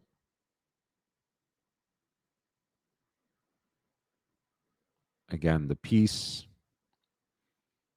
at lot 446 is a beautiful 70s example of the kind of iconic chronographs that Maté Tissot produced, other than the Type 20 pieces that they made. And this particular piece has an estimated value of 5,340 to 8,543 in US dollars. It has not yet attracted any offers, but there is still plenty of time until September 29th, which is when the auction will conclude. Now, the last 5 minutes, so two more watches. If you are going to squeeze in a super chat, now is the time. We are looking in the meantime at Hoya Autavia. Autavia, of course, combines automotive and aviation in its name. This is again a reverse panda configuration, black dial with silvered white chronograph registers a 30-minute totalizer at 3 o'clock, and a continuous running seconds at 9. A tachometer bezel, which is rotational, and compared to the Carrera, a much blockier and you might even say muscular case shape with very distinct and distinctly angular lugs. Once again, a PVD coated um, distinction for the bezel. A very cool looking sports watch. This is a Hoya Altavia from around 1970, from around the same time period as the Mate Tissot that we were looking at, as the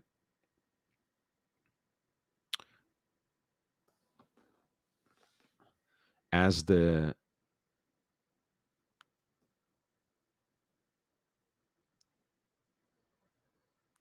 Hoya Carrera that we were looking at. This piece, you might say, has the lesser movement because it's the Valjoux 7730, which is the hand-wound precursor to the ever-present Valjoux 7750.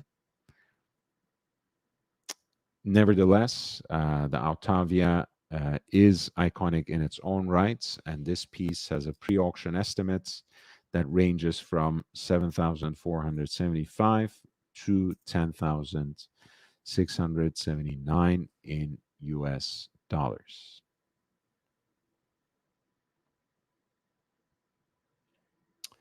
The very, very last piece.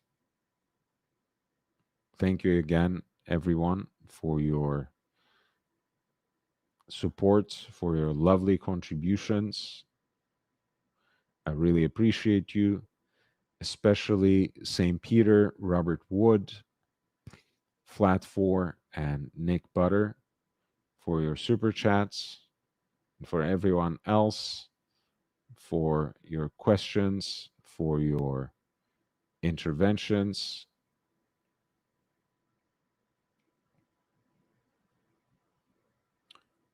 for your really interjections, everything that you do in the chat that helps me bounce off ideas, that helps me move the conversation in different ways. I really, really do appreciate you. Tomorrow, I will return with covering this particular auction. I'm gonna do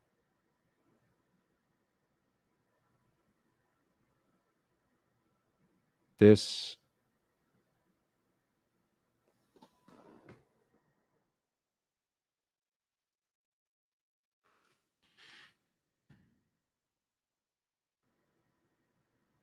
This is lot 423, again from the Sotheby's Paris Fine Watches auction, which is in fact an online auction that concludes on September 29th. Reference 15305 is actually the open worked version of the jumbo.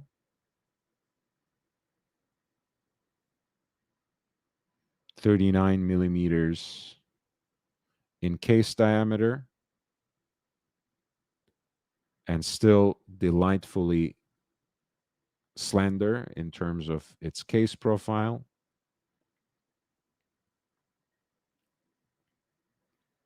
It's delightfully eliminates the date and has sweep center seconds, which in and of itself might make this piece a very interesting one to chase for so many collectors. There's a 40th anniversary edition of the jumbo open worked that actually makes a whole um, spectacle of an open worked date wheel. This one is quite the opposite, 15305.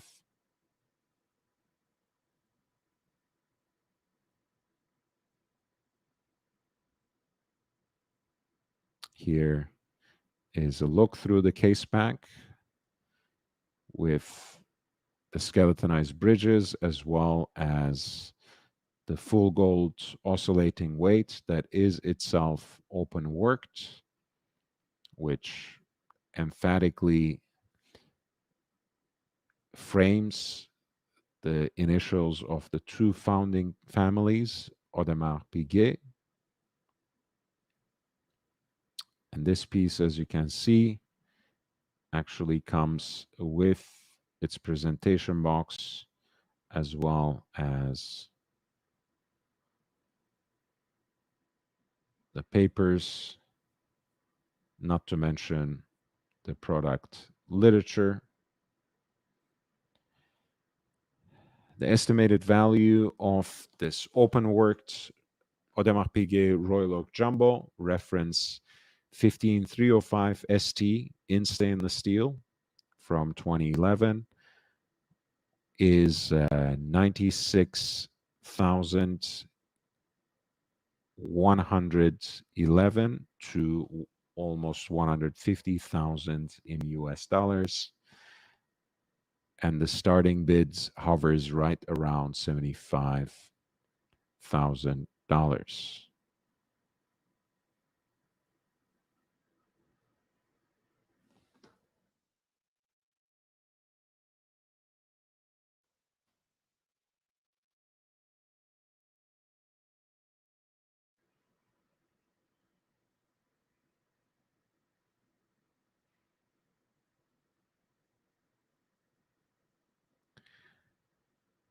Again, thank you, everybody. Um, I look forward to seeing you again tomorrow, where we will actually go through the coverage of Sotheby's Paris Fine Watches auction. Today, we talked about the new release by Cartier, which is a limited run of 150 examples of a new Cartier Tank Cintré in platinum. Stunning piece, which will probably make most of us salivate and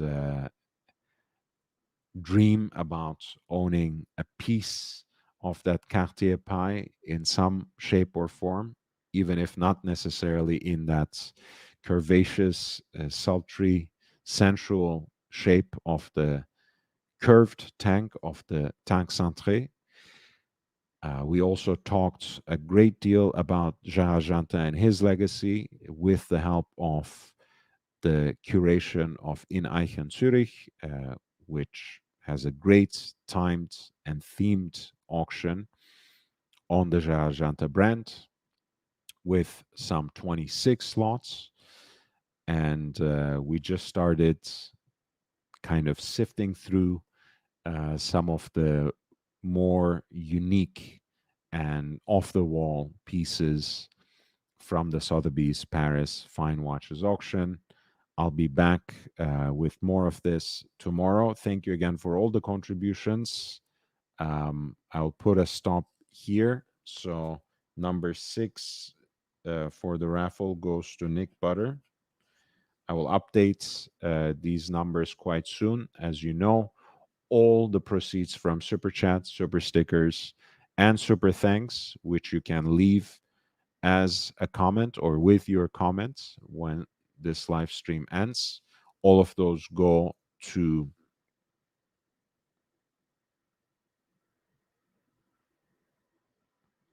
all of those go to the um, all of those proceeds go to the UNICEF.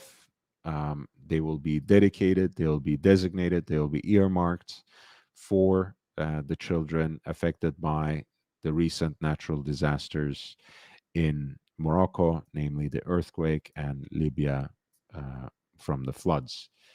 Um, this is going to last until October 12th. Once again, if you want to contribute to the channel, and remember, that helps me keep the lights on, you should feel free to always hit the like button, spread the word far and wide, share the videos. There's so much by now of shorts, of 10, 15, 20-minute videos that give you great insights into collecting vintage watches, collecting contemporary pieces that fall under the radar, market digests, everything. Share those videos. If you subscribe, right? If you subscribe as a member, that is a great way of giving steady contributions to this channel. Again, it helps the longevity of my efforts. It comes back to you immediately in terms of the quality and quantity of contents. And you can always consider making similar contributions through PayPal, Patreon, and Cash App. The links you'll find in the video description and also in the chat as well now. Thank you again for everything. If you haven't done so already, please hit the like button on your way out. I love you all. Stay safe, stay healthy, wear your watches and enjoy them. I'll see you in the next one.